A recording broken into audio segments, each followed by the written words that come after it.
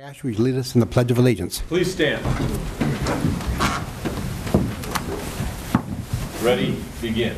I pledge allegiance to the flag of the United States of America and to the republic for which it stands, one nation, under God, indivisible, with liberty and justice for all.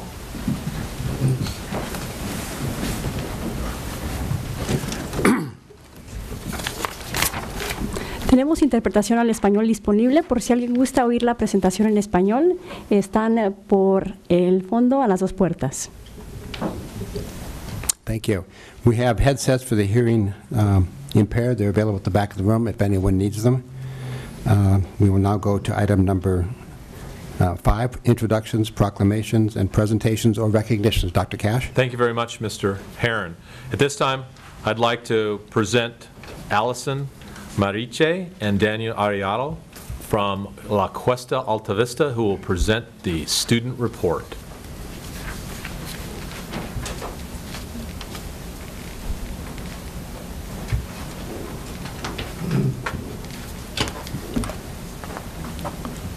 La Cuesta. Students will visit the Jewish Federation after reading Mose by Art Spellman. Students with disabilities are looking into benefits of meditation and trying to build meditation into their daily lives as appropriate. The school has downloaded an app called Stop, Breathe, and Think to help guide the meditation for those who are less experienced. Students are going to UCSB on April 16 for the International Green Industrial Hall of Fame's 5th Annual Conference and Industrial Ceremony. A panel discussion after water challenges and solutions includes. Juniors started taking the Smarter Balance assessment today and will finish up next week. Alta Vista Middle College. Our students are finishing Into the Wild and preparing their midterm literature circle projects. Seniors continue to work on their Something That Matters project, where they choose a cause or an issue that matters to them, then plan, execute, and report on their project and the impact it had on themselves and their cause. Juniors are working on the College to Career project by attending a resume workshop, creating their resume, and attending a summer job fair on the Santa Barbara City College campus. All students just finished a project on energy. Students started their project by exploring the pros and cons of different energy sources: wind, nuclear, solar, fossil fuels, biomass, etc. They are then examined the science behind each energy source and its environmental impact. Lastly, students wrote synthesis essays on nuclear energy and developed proposal/presentations for alternative energy sources. San Marcos. Right after spring break, San Marcos High School was awarded 7 CIF Southern Section 4 Academic Team Championship, boys basketball, girls soccer, boys swim and drive, boys track and field, girls girls volleyball, and boys water polo. All had the highest cumulative non-weighted grade point average for their sport. Student Athlete of the Year, which must be a senior who has maintained at least a 3.5 non-weighted GPA over the last 3 years, earned a varsity letter in at least one sport, and is involved with other co-curricular activities on campus. San Marcos has named Ashley Julio's soccer track and Colin Welsh football lacrosse. Other champion teams will be honored and on a field pregame ceremony at the April 22nd Los Angeles Angels of Anaheim game. Toyota Santa Barbara will be sponsoring a Silver Prom and Silver Graduation event on campus on Wednesday, April 15th, and Moroccan Moonlight Prom, which will take place at the Fest Park at Doubletree on Saturday, April 18th. Dos Pueblos High School. The student-led all-school blood drive was today, April 14th. The details have been finalized in terms of sign-ups and organization in coordination with United Blood Services. Given the over 125 units donated last drive were incredibly exciting. International Day is April 17th in celebration of the global community's apparent at DP. Clubs are meeting soon to finish organizations for the event and plan to showcase a variety of international dishes and traditions throughout the event. For April 27th through May 1st, DP is participating in Disability Awareness Week, which is largely headed by our very own Social Awareness Commissioners. The event is crucial in promoting school-wide sensitivity and knowledge. Chris Benedict, DP alumni from 2007, will be the DJing event. The DP leadership class, in conjunction with Friday Night Live and CADA, is putting on the 2015 Committed campaign, writing photo art contest, in order to encourage drug-free and non-violent activities in teens. Entries are due today and could include a variety of mediums in both writing and art. Santa Barbara High School. Last Friday, we had our spring pep rally, which were a glow rally with black lights and glow-in-the-dark paint. We celebrated our winter and sports team and saw performance by our dance, cheer, and drumline teams. Prom season is upon us. Prom is at Montecito Country Club on May 16th. Singers are currently filming their promotional music video and planning away. ASB Executive Council elections are this week, and Class Council elections will be in a couple weeks to find out who will be running our ASB and all activities for next year. Our Arvada Spring opening is Thursday, April 16th from 5 to 8 at the Ridley Tree Education Center. It's our most impressive art exhibit every year and a student hung show. There will be music, snacks, and art. We hope to see you there. That's all. Thank you. Thank you. Thank you.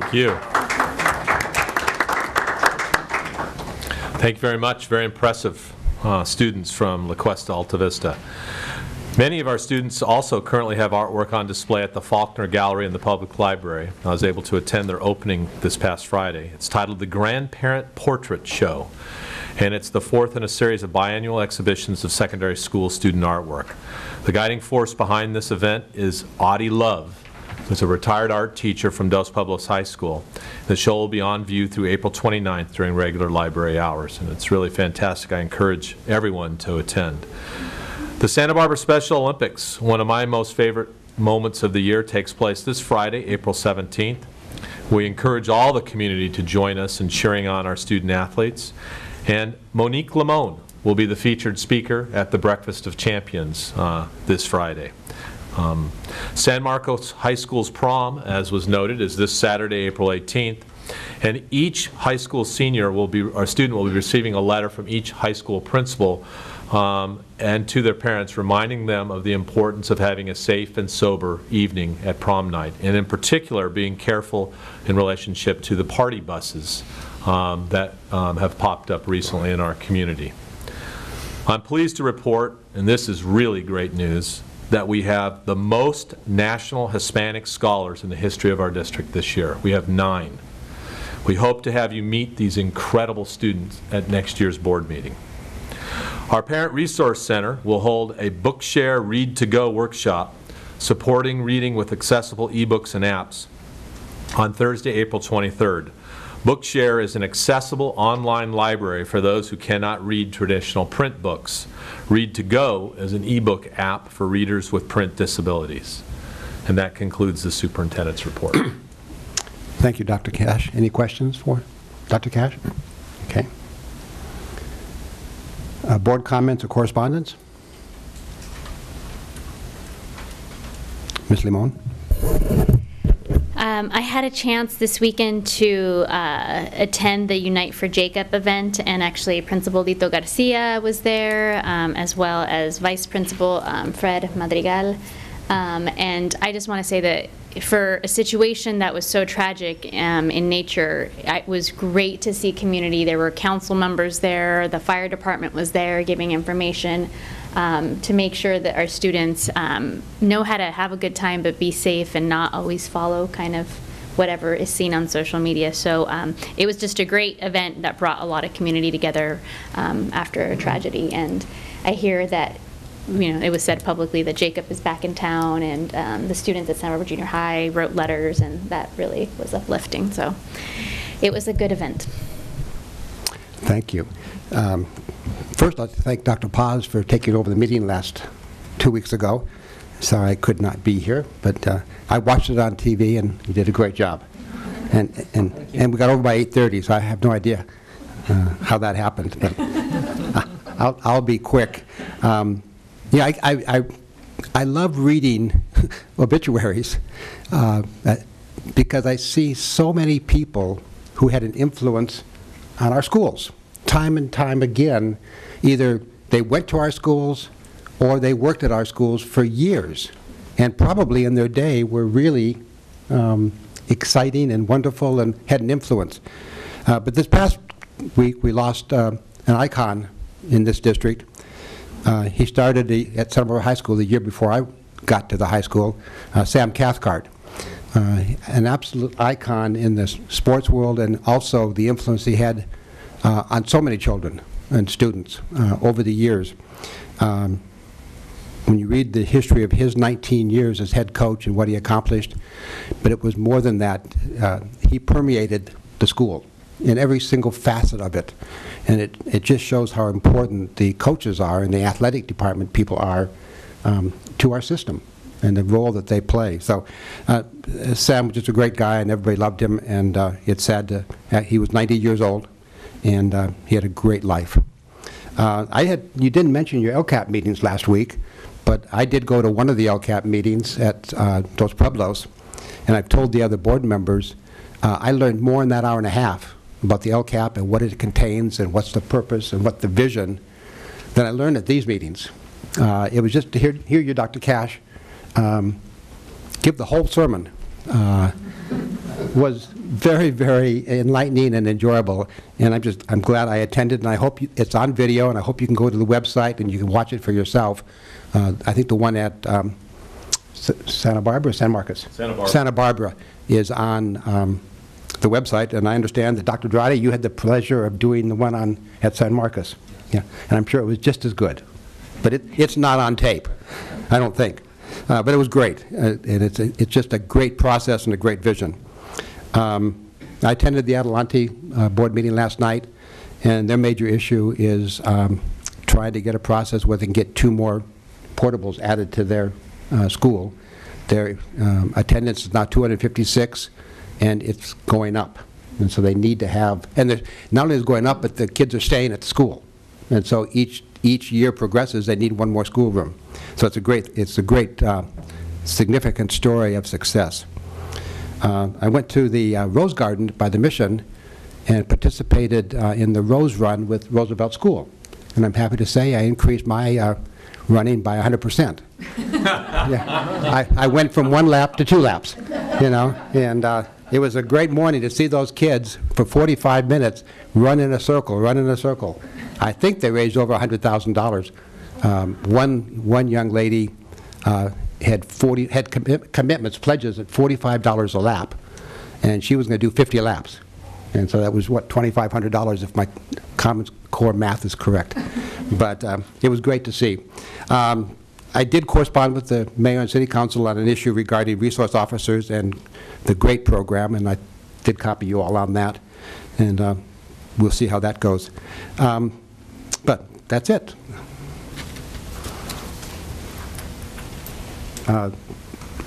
Announcement of closed session action. There are no announcements. Public comments, non-agenda matters. Yes. We have 2 speakers, Tori Kessel and Allison Schur. And you'll have 3 minutes. Hi, I'm Tori Kessel. I'm Allison Schur. And we are both currently doing our student teaching at Monroe Elementary School. I'm in a 5th grade class, and Allison is in a 1st grade class. And we just wanted to extend our thanks to all of you for investing in future educators and allowing us to teach in your schools. So, thank you, board members. Yeah, we've been really supported and really enjoyed our experience in your schools and at Monroe, especially with our cooperating teachers, Anne-Marie Galbraith and Lynn Harms. Mm-hmm. So, thank you. Thank you. We're happy to have you. Yeah, Yes, absolutely. thank you. And good luck in your careers. Yes. I hope you end up back in Santa Barbara. And we've invested a lot in you. That it? Okay, we'll go on to acceptance of donations. Oh.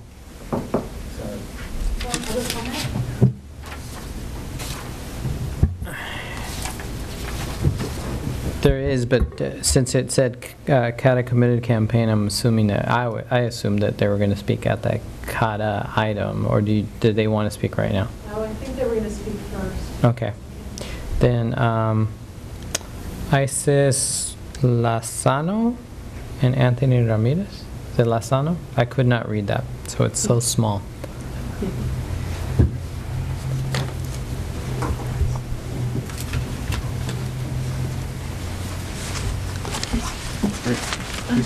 Yeah. Hi, I'm Iris Lazaro. I'm a junior at San Marcos High School. I'm here as a youth representative for the Council on Alcoholism and Drug Abuse and Friday Night Live. I have been involved with Friday Night Live for 2 years now. Friday Night Live has taught me about drug prevention. Oh. All right. Hi, my name is Anthony. I am a junior at the Quetzal program. I am also here for the youth representative of CADA and Friday Night Live. I have been involved with Friday Night Live for almost a year. In my time at FNL, I have learned about the stuff that drugs and alcohol can do to your body and the influence that it has in a lot of teens.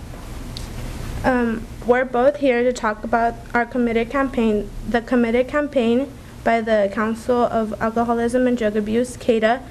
It is a community-wide campaign targeted to change social norms and towards underage drinking and marijuana use, engaging the whole community to participate efforts to strengthen and enforce the underage drinking law and alcohol merchant education. The goals of the Youth Committed campaign are to change social norms about underage drinking by demonstrating that youth can have fun without using alcohol, increasing the number of youth that commit to living an alcohol and drug-free lifestyle, demonstrate community support for youth who choose not to drink, and raise awareness using social norms messaging. Starting next week, all of our chapters in Santa Barbara County will be running alcohol and drug prevention activities, lunchtime pledging, and classroom presentation. The campaign on the campus is youth planned and youth driven. I'm committed to stay alcohol and drug free because I've seen what happens to people when they're under the influence. I'm committed to stay alcohol and drug free because I have seen people and the way they react when they have alcohol or drugs in their system. We want to show our peers that you can have fun without using drugs and alcohol. That is why we wear our wristbands as a sign of commitment, which are these wristbands that we have. As supportive adults, we hope that you pledge to join the committed campaign by committing to promote a drug and alcohol-free lifestyle for youth. Your time is up. Okay. Thank you. Thank you very much. Thank you. Sure. Thank you.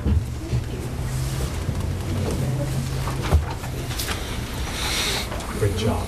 Great job. We can all learn, that's for sure. Thank you. Thank you. Okay, acceptance of donations. I make a motion that we accept the donations with gratitude. Second. Discussion? All in favor say aye. Aye. Opposed? Passed unanimously. On the consent calendar, we are eliminating E3, the approval of agreement with Learning Alley, Inc. That'll come back at the next meeting. Yeah, any others to be talked about later? I have to abstain from the personnel list. Okay. I'll move to approve the consent agenda with the exception of item E6, the human resources recommendations. Second. Under discussion, I'd like to make a couple comments. One, I'd like the public to notice that under facilities, We have completed contracts for the Dos Pueblos High School renovation of the shower and locker rooms, and we also have the completion of the Franklin Elementary School multi-auditorium and administration building modernization project. Both of those were multi-million-dollar projects. They are absolutely amazing and wonderful additions to our system, all thanks to the bond issues that the public passed, which we really appreciate. The other is minor to Dr. Drade and to Mr. Emilio Handel.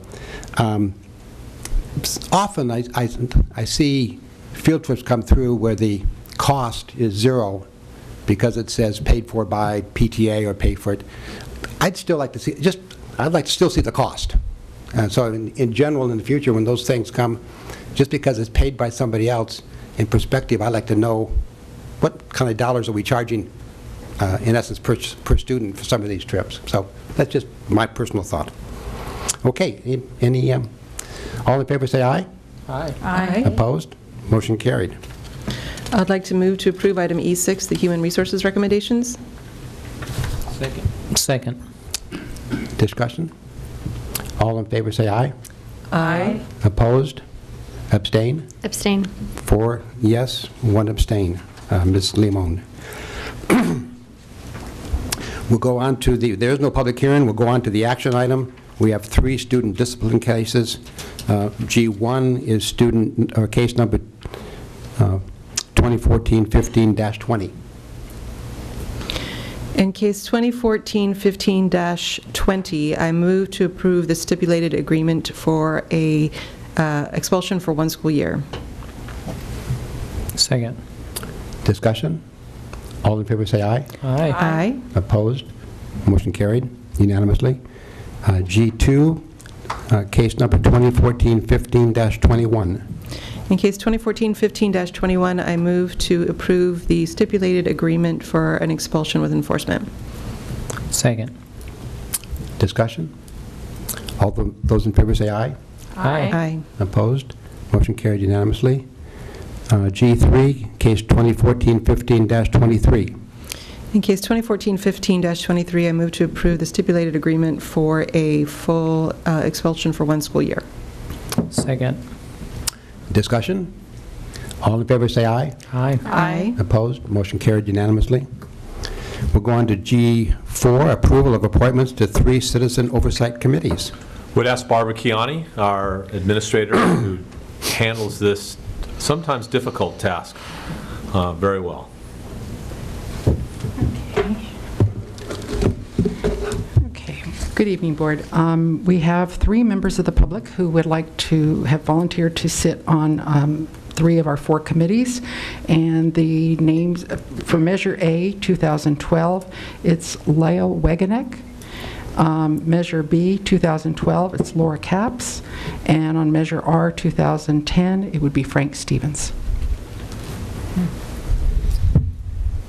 Discussion? Do you have a motion? I move to approve the appointments of the 3 individuals to the citizen oversight committees. I'll second it. Discussion? Ms. Parker? I'd just say that there are 3 fantastic candidates, and so I'm thrilled that they've agreed to step forward. And obviously, Mr. Stevens in particular has done it multiple times, but I think that they'll be great. Thank you. And I'll be coming back to you again soon because we have 12 more openings coming up this fall. Members of the public, I hope you're listening. Yes. We need your help. Yes. No further discussion? All in favor say aye. Aye. Opposed? Motion carried unanimously. Thank you, Ms. Kiani.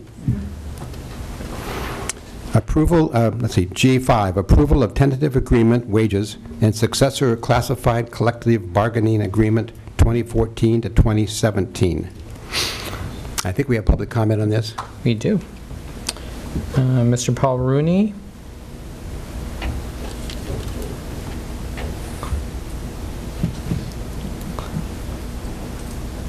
And you have 3 minutes, and I'll give you a warning at 30 seconds. Good evening, Board. On behalf of CSEA Chapter 37, being the president, I would like to thank the school board, the school district, led by Dr. Cash and his team, for surviving these past 7 months of negotiating, and also our team, who was all volunteer. Everybody did an excellent job. It was compromising.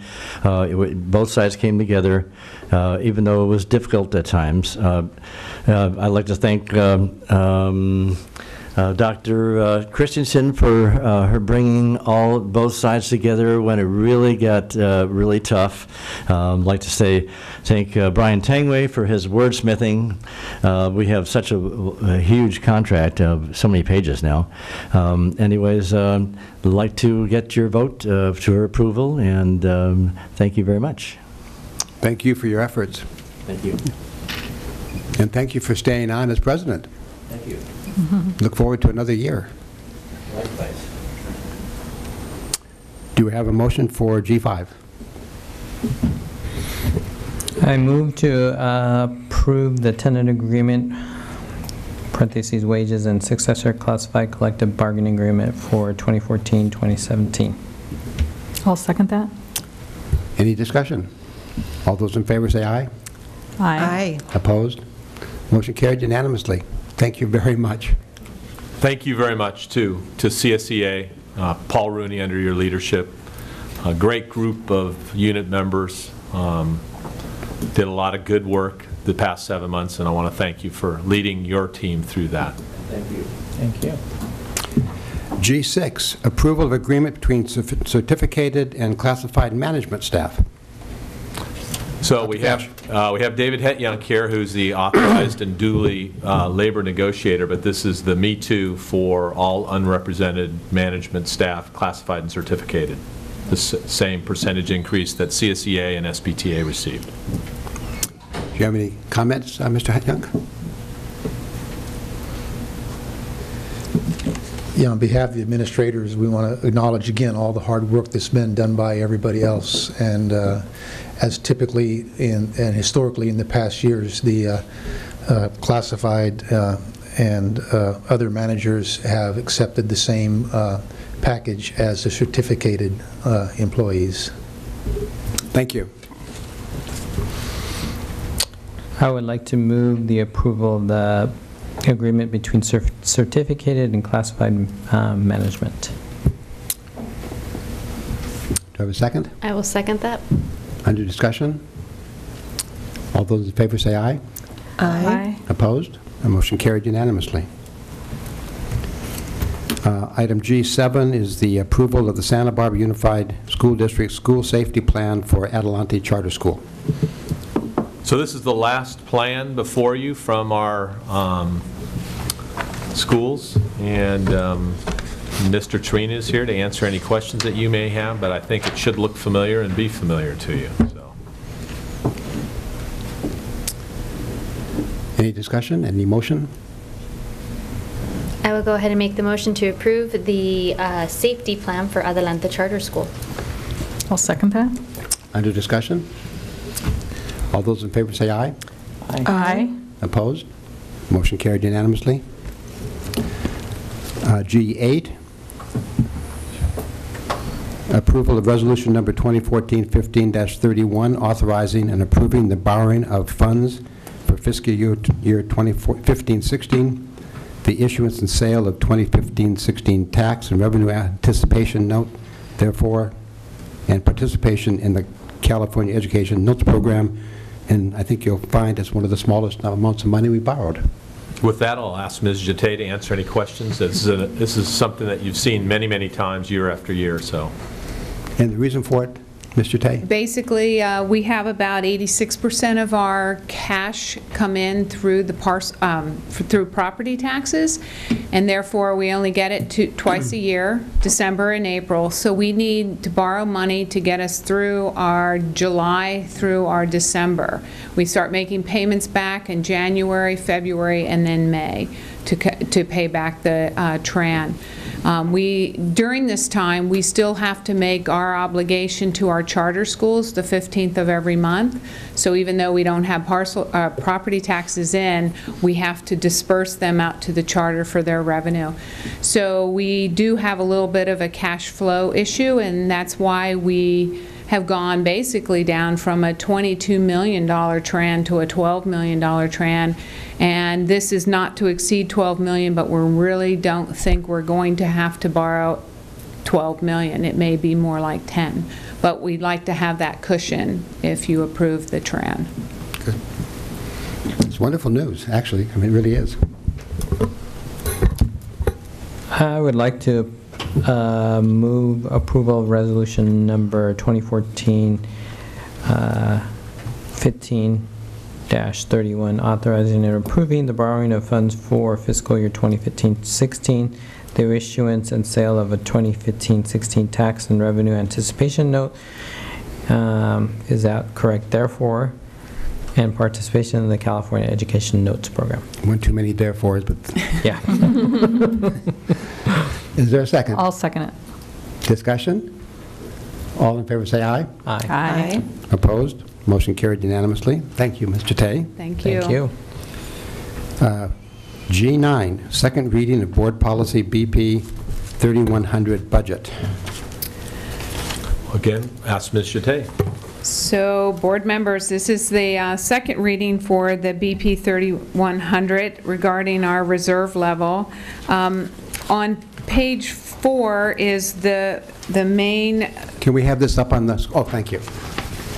So on page 4 is really the only change, and the language has not changed since the last time we met. However, I went back and we watched the board meeting about what the discussion was on this part, and basically it was a discussion about what the percentage would be if it was going to be 17%, which is 2 times the 2 months worth of the operating budget, and or 8%, or are we going to keep it at 6?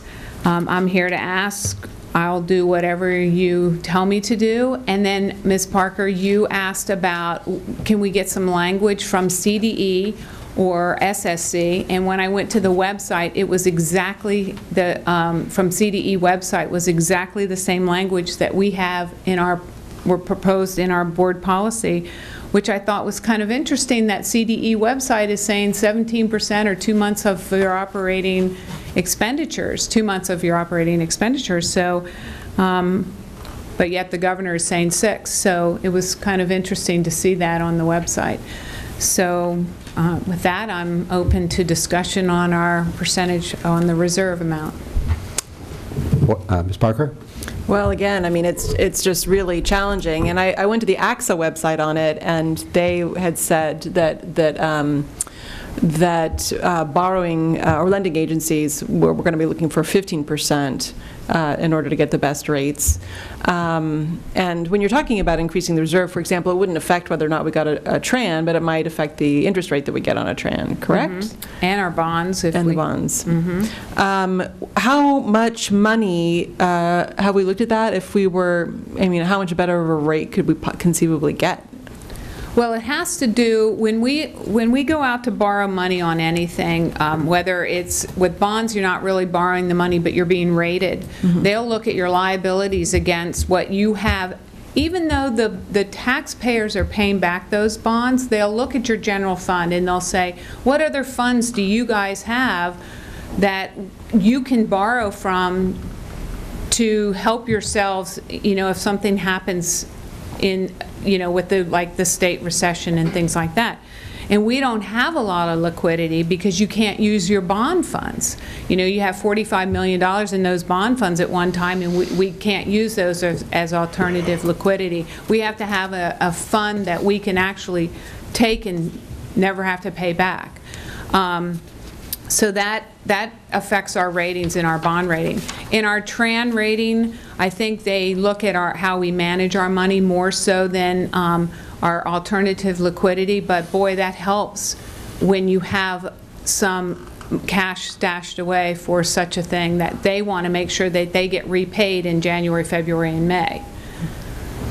Can I also ask, just sort of out there in the larger school district world, are there many districts that put into their board policy a higher number? Yes. There are a lot. Are any of them, I mean, I know that there are outliers, like, we have a neighboring district that keeps 100% reserve, but are a lot at like the 15-17% level, or more 8-10? I mean, what I'm looking at with this and what I'm thinking is that it's kind of easy to do right now, and maybe that's the point, is that it's easy to do right now. But the next time the next recession hits, which it will, and funds are starting to be cut again, then the first time that we're asked to save jobs or keep a 17% reserve, whatever board is here at that time, and hopefully it will not be any of us, it'll be so far in the future, they're gonna drop back down. And so I don't know if you can kind of address that. Well, I believe one of the reasons, and Dr. Cash can chime in anytime, but one of the reasons why I think this happened is because during this time, a lot of other districts made a lot of cuts and cut personnel. And they kept their fund balance. If you look at SSC, some of their articles are like they have the highest percentage in their fund balance that they've ever had. We did not do that. We saved jobs and we spent down our fund balance, which I think is a really good thing to do. However, now that we're doing better, I think that we need to keep some fund balance in there so that we can ride the next wave of a recession of some sort. So, I mean, if you looked at, and I'm sure you did, the Peabody and Adelante, they have 15-16 projected a 17% fund balance. Adelante's 39%.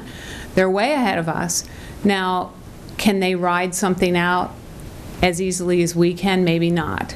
So it really depends on the size of the district, but I would really feel very comfortable at anything like around the 8.5%, 9%. 17%, that's $22 million.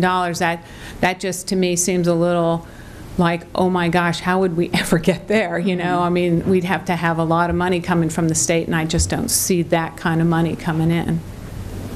Well, my take on it is the language in there is fairly unambiguous. It's not the board will maintain. It is the board intends to maintain. It's more of an aspirational intention than...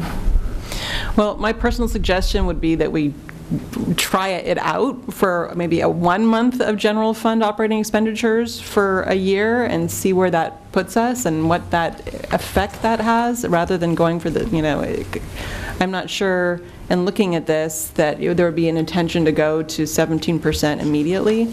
Well, 1% is, 1 month expense is about 11 million, or about 8%. 8%. My question would be, how long realistically would it even take us to get to that number, or 17%? I mean, realistically, just to start dumping money into a savings account might not be that easy. Yeah, we could... All is possible.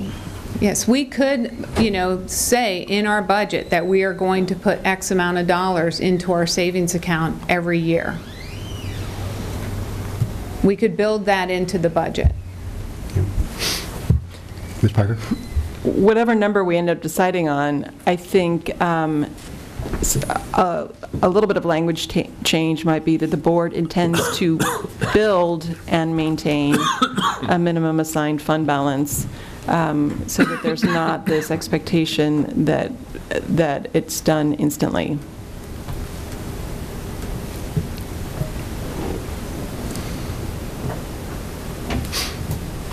Limon? And on that note, actually, that's something that I wanted to touch on too, of just, I think the idea of 17% is one that is, I don't like the word good, it's actually more realistic, having been through what we went through in 2011 with all of the layoffs. And I know that when I've talked to other school board members, I've mentioned that is what saved teachers, that we were able to dip into our reserves.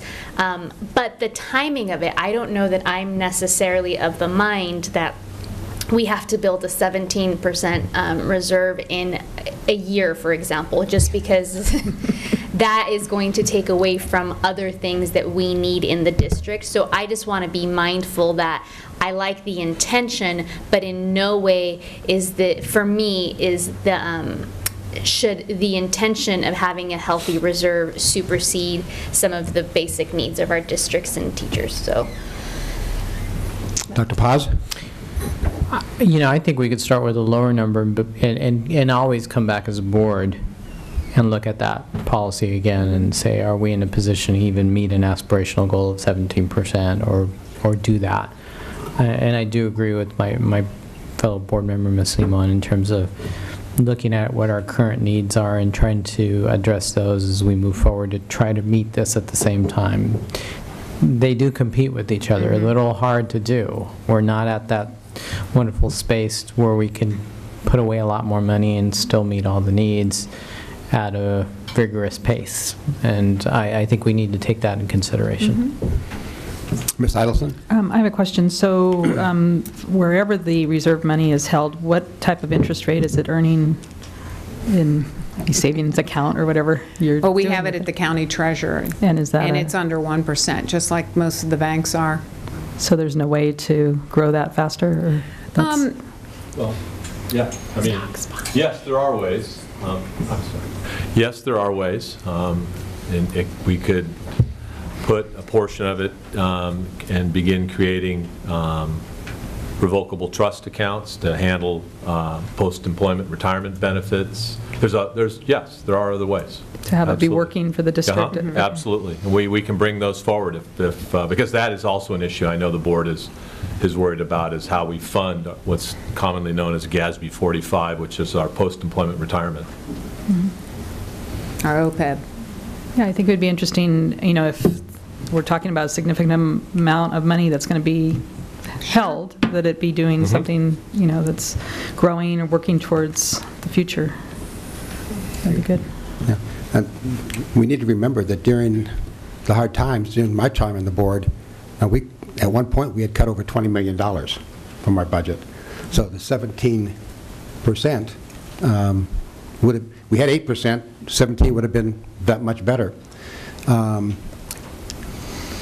love the 17% number, but the problem I see with it is that it may be inspirational, and we may have to say, well, we just can't inspire that high, so we never do it. I don't like the fact that we always refer to a minimum of 3%. We've met the 3% minimum, and I've expressed to Mr. Tay that that's not our policy. That's the suggested policy minimum. So I want to see more than 3%, and I'm willing to go less than 17 if, in fact, it's a more definite number than an inspirational number. Ms. Parker? Do you have a number? You said 15. I thought that was it. I did not say 15. I said 1 month. You said 1 month is 8. 8%. And unfortunately, Mr. Tay agreed with that. Yeah, but Dr. Cash doesn't. What does Dr. Cash want? Well, I think I was the advocate, and so was Ms. Chate, for the 17% because of the 2 months of just recognizing myself when I was a managing partner of a law firm, we couldn't have survived with just 2 months in reserve. So, and I too noted AXA's webpage for 15% in contrast to CDE's recommendation of 17%. We put that out there to do exactly what's happening right now, to have you engage in a conversation and tell us what you want to do.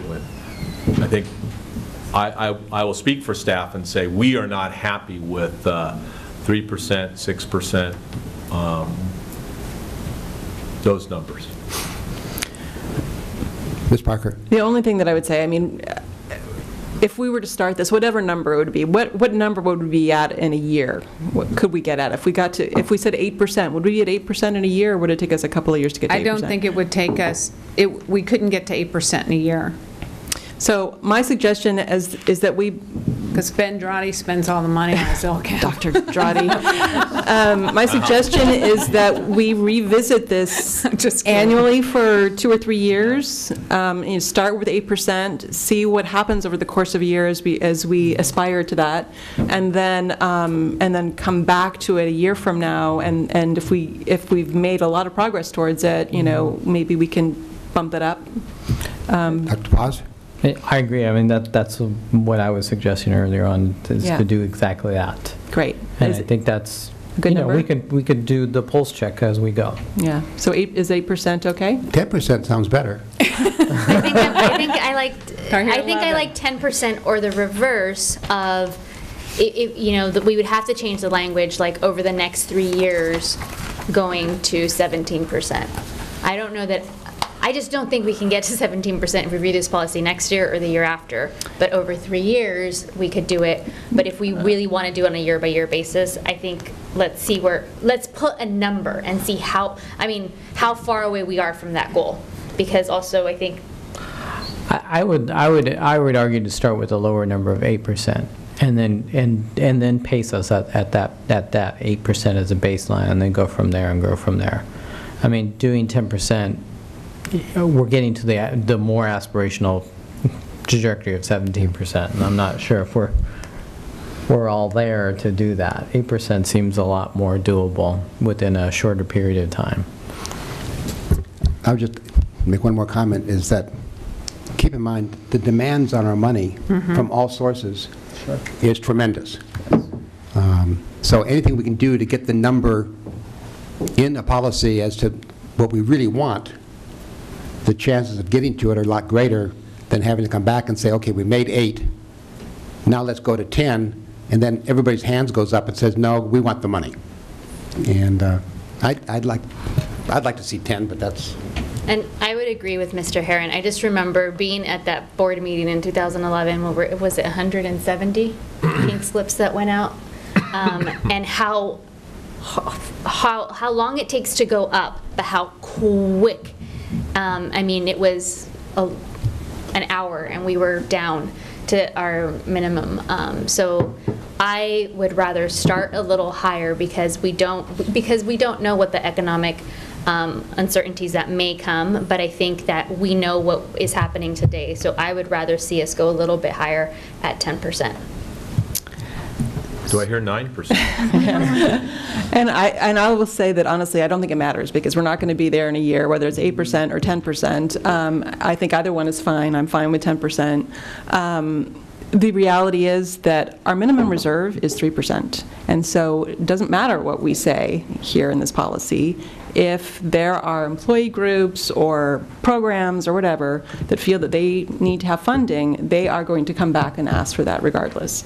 And so I'm well aware of that. I think that we're all well aware of that. This is more about some budgeting guidance that probably, if push came to shove, if things went south, we would still have people requesting that money. So I'm fine with 10%. I'm happy to make a motion that we change the language to the board intends to build and maintain a minimum assigned fund balance equal to 10%, and get rid of that language about at least 2 months of general fund operating expenditures. Do I hear a second? I'll second that. Further discussion? All in favor, say aye. Aye. And by the way, it's to change that to 10% is the motion in essence. Yeah. All against? Motion carried. Thank you. Thank you very much. And thank you for all the work on that. Sure.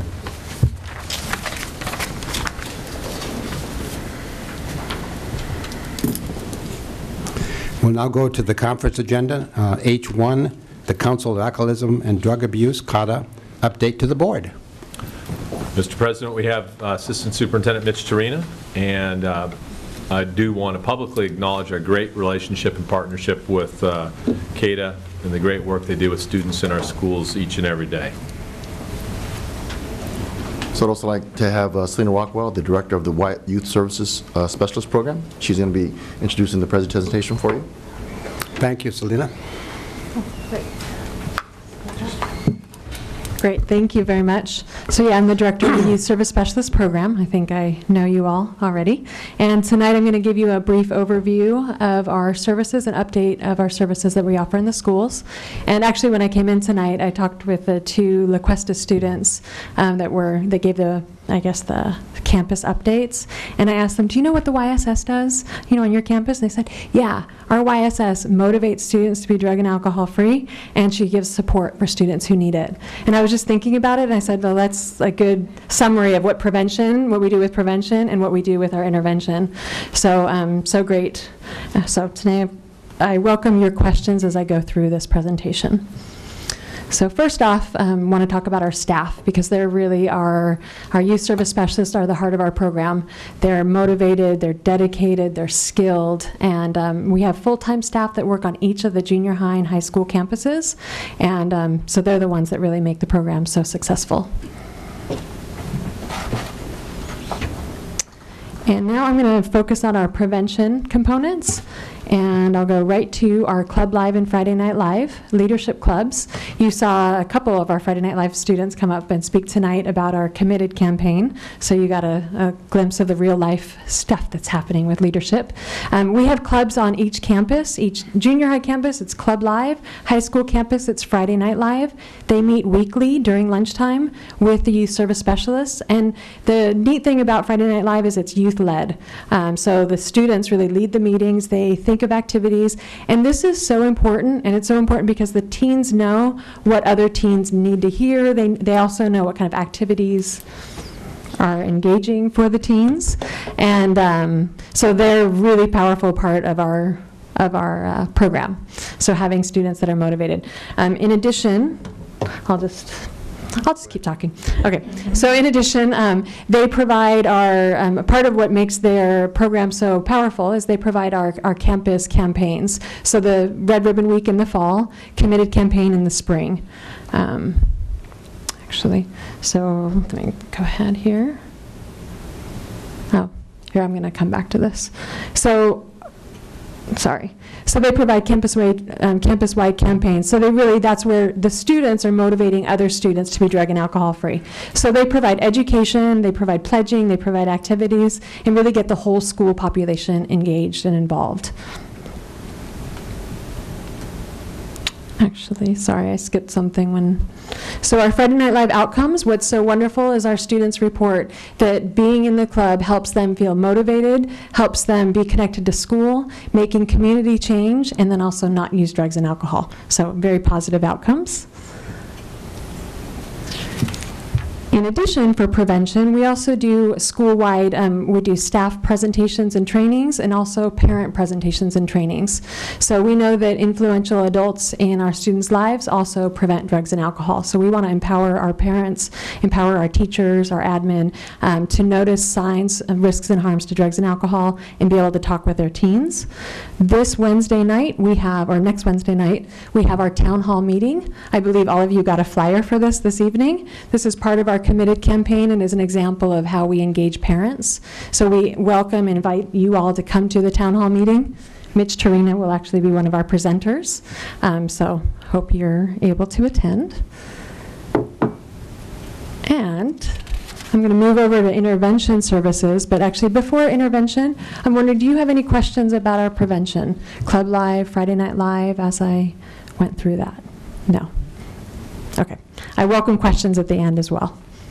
So first off, with intervention, our counseling. We provide confidential counseling for students. So our youth service specialists have a confidential office space or classroom space on each campus. What's so important about this is students know this is an adult that I can trust and I can go talk to about whatever problems I'm having. So if I'm needing support, you can see a full range of reasons that they go and talk to the YSS. And as you can see, so far this year, we've had 728 students with more than 3,000 counseling services. So many services we're providing all throughout the school. Next is our Reconnecting Youth class. So and this is our most targeted intervention component. And when I say it's targeted, it's because this is a daily class. Reconnecting Youth is meant to catch kids that are on a downward trajectory. So it's a evidence-based curriculum designed to prevent school dropout and prevent suicide. So we're working with high-risk teens who are possibly slipping through the cracks, and we're providing a space to get support, also to learn life skills, basic life skills. And I cannot tell you enough how many times I read from students or hear from students that they say that this class, they don't know what they would have done without RY. So getting that support from each other, so we really see an upward trajectory for them. So RY outcomes, we look at their GPA, we look at their mood management and drug use control. So you can see with drug use control especially, 82% of students stop using or reduce their use because of this group. Mr. Heron, may I ask a question? Yes, just on this in particular, is this, I've seen data before, but I don't know the trend on this. Is this kind of holding steady in terms of outcomes? It is holding, yeah, I would say it's holding steady. Actually, in some ways, I think we've improved with drugs and alcohol. That's actually our Reconnecting youth groups. I think that we've implemented things in our programs that make that even stronger outcome. But overall, this is remaining somewhat steady. We haven't analyzed this year's data, so this is from last year. Okay, thank you. Mr. Heron? Yes, Ms. Allison. And where's the data coming from? Is this surveyed or? Yes, we do a pre-test and a post-test for all RY students, but then for the grades, we actually look at the hard data, so, and disciplinary action. So hard data meaning, well, last year from ARIES, this year we've got to figure out Illuminate to get those outcomes, so. And when you survey the students, is that voluntary or? It is a voluntary survey. We do a consent in the beginning of the semester for parents to let them know that we do survey the students. But so students are able to opt out if they want to, but generally they take the survey. Any other questions? Nope. No? Okay. So our last intervention component I want to talk about is our SUPER program. I think you're aware of SUPER. It's the alcohol, tobacco, drug infraction protocol. So when students get caught with drugs and alcohol on campus, they're referred to SUPER with their parents. And this is a real powerful intervention because so often what we hear from parents is they say, I haven't had this much time with my teenager in a really long time, and meaningful time. So time that they learn about risks and harms, associated with substance use, but also relationship communication skills. They learn about each other. So we know that oftentimes when there's substance abuse happening, there's challenges at home and relationships are breaking down. So this is a time to bring them back together. So we have very positive outcomes from SUPER as well, and that's the end of our.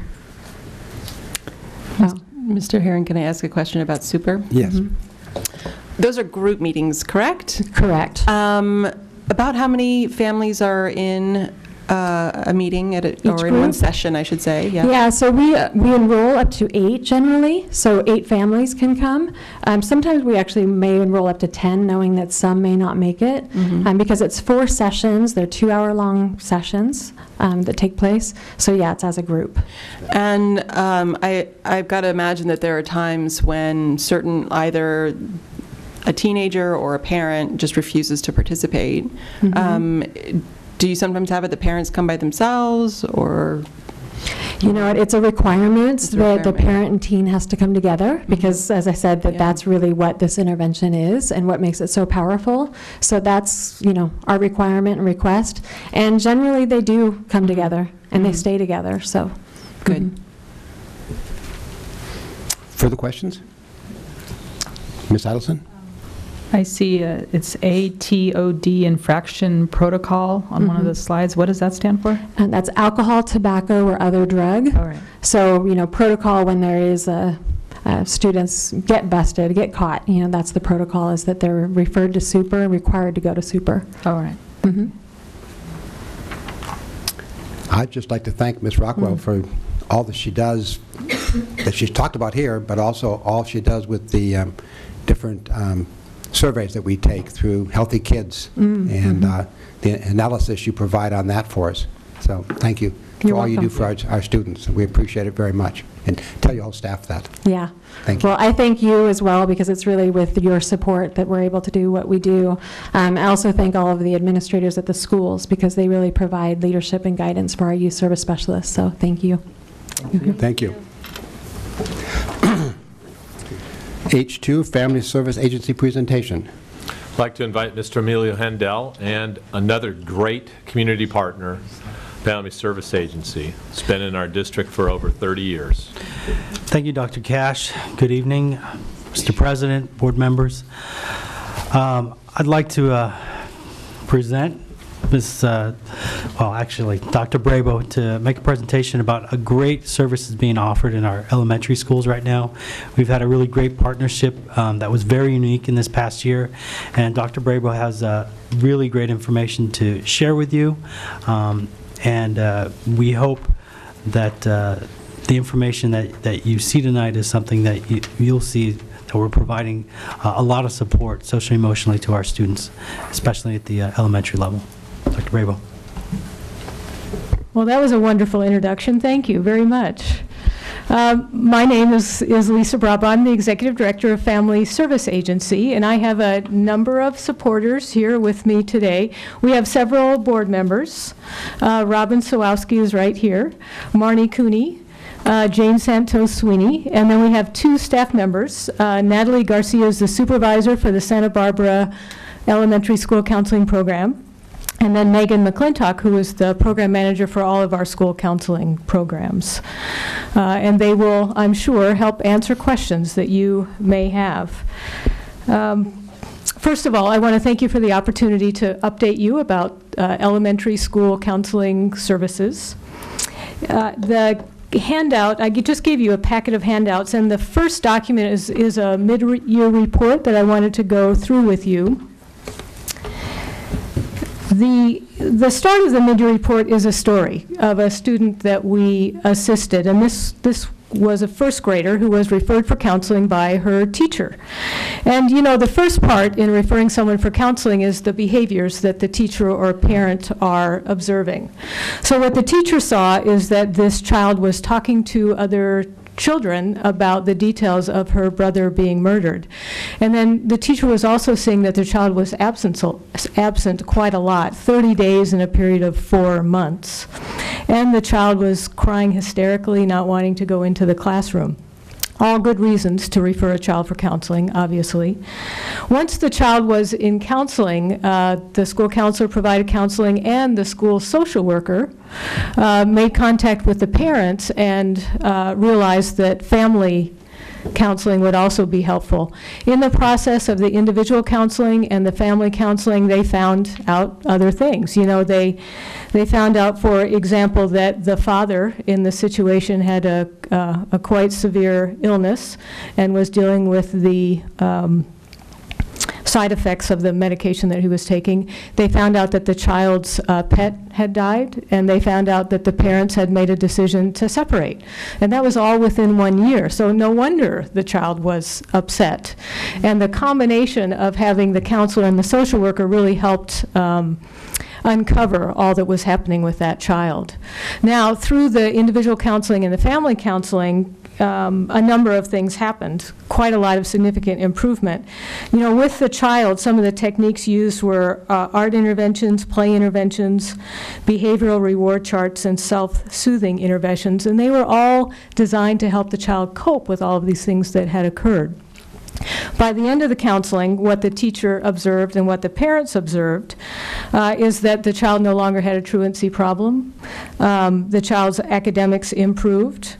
Both the parents and the teacher felt that the services really made a difference for the child's ability to cope with all that had been happening.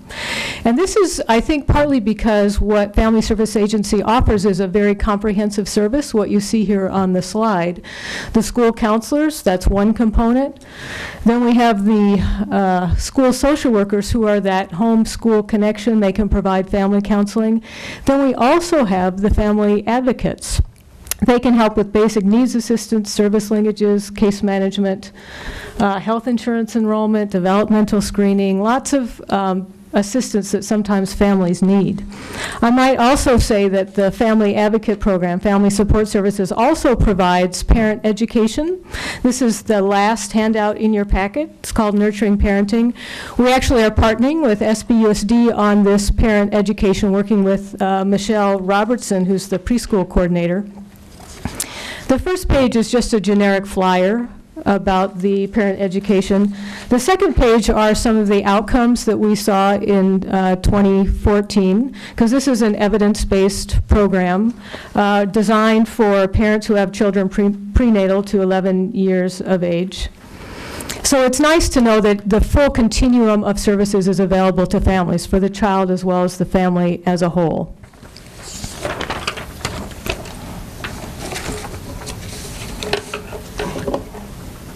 Okay, so let's see how I do at changing my slides this way. All right, great, thank you. On the second page, well, actually on the same first page that you're working with on your mid-year report, what we have is a list of example outcomes for elementary school counseling. Emotional outcomes, identifying feelings and demonstrating, healthy feeling expression, increased healthy coping skills, increased self-esteem.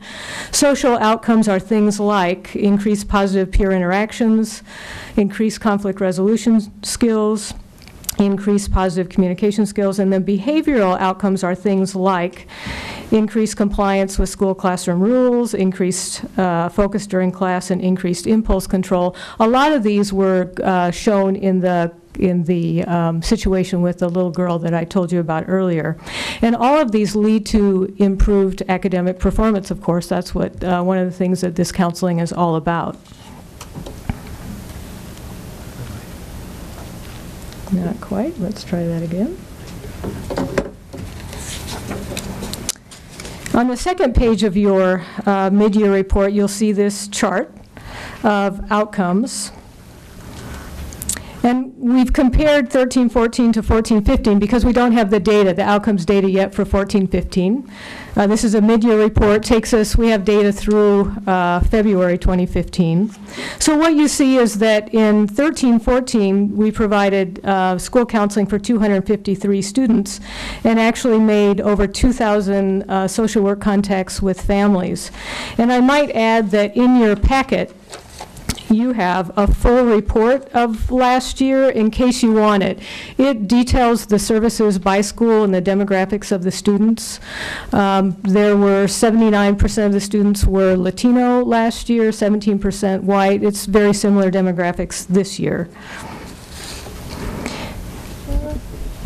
What you also see from the chart is that each child has 1 to 3 goals, essentially, that are set. And for last year, 468 total goals were set, 86% total outcomes achieved, which is quite good in a therapeutic counseling situation. For 14-15 so far, as of the end of February, we've worked with 233 children. About 1,400 social work contacts with families, about 350 goals set so far. In a few months we'll be able to provide the outcome data for this particular school year. So that's where we are with our mid-year report. We had been asked to provide really some outcomes data for you. I might add that at the end of your mid-year report, just an hour ago, you too actually received an email from a school psychologist talking about family support services, school counseling, social work, and family advocacy services and how much they rely on them. And I think it's wonderful that the school psychologist is so aware of the components and the comprehensive nature of the service. So at this point, I would love to answer any questions that you have. We really appreciate this partnership with SBUSD. The email you mentioned, I think it stated he was from Harding. Is that correct? Yes. Because I don't see Harding in your numbers here. Oh, in our full year report, maybe? In the mid-year report, we did not divide it by school. Well, no, I was looking in this one that has Roosevelt, Monroe, Lacumber, McKinley. I'm going to ask our 2 staff members to come up and help answer your questions, because you need to speak on the microphone. I'm waiting for Dr. Swarovski to speak. Inside joke. So awesome. Okay. So the report that you have in your hand, we were not at Harding Elementary School last year, but due to the funding that the district gave us for this fiscal year, this school year, we were able to. Thank you. That answers the question. I would ask Megan to stay right here. Any other questions? Ms. Parker? For the ESSC federal grant, yes. And you don't have that page up there, but that's on the handout that we got posted with the agenda item. Do you have a report that you have to write for them? Is that done annually? Because I don't think that we've seen it. If you have, and I think it'd be interesting for us to see. So I'm wondering if that would be possible to share that with us. Absolutely. We do produce a report, and happy to forward that to you. Yeah, because I think it would inform a lot of our thinking around it too, obviously. I mean, I think you're probably saying very similar things in that report that we're hearing here, but it'd be nice to have it in sort of in the federal grant report format. Absolutely. Please send it to Mr. Handel. Yes, please. Okay.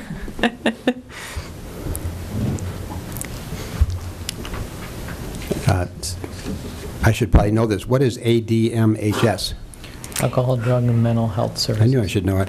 It's one of the county departments, and they fund the part of the funding that is utilized to provide the counseling services. It comes from SBUSD. It comes from FSA, Family Service Agency, has a contract with the county, alcohol, drug, mental health services, for counseling for students that qualify for Medi-Cal. So some of the funding comes from that. And then we also have had this federal ESSC grant, and then Family Service Agency also puts in private funds to help provide the package of counseling services. So it's actually a number of sources. Dr. Paz? You know, one of the things that I know your agency probably as well as yes. You all do, and have been working with FSA in my own work-related capacity in lots of different ways. And even before that, when I was working in Carpinteria, and I first met Robin in Carpinteria when she was principal at the middle school. So I've gotten a great sense of the work that FSA does, even across school districts. And so I think we have a lot of different services that are sometimes not necessarily seen until they're needed. And I think that's the part that people don't always see. I've had the opportunity to ask people, are you aware of that this exists? And most people don't. But when they do need it, they'll knock at the door, and ask for that. So I think it's one thing to put all the numbers out and remind us that this is what you do. But I think it's also incredibly important that it exists without having you all remind us that it exists, because people utilize it, and that's the point too. I think that when people really do need it, then that's the clear reminder, and we don't see that all the time. So, and I think that's the important point, that we don't see the work that you do all the time, in the sense that people are there getting services, and it's happening every day, and I think that's a really important point to bring out as well.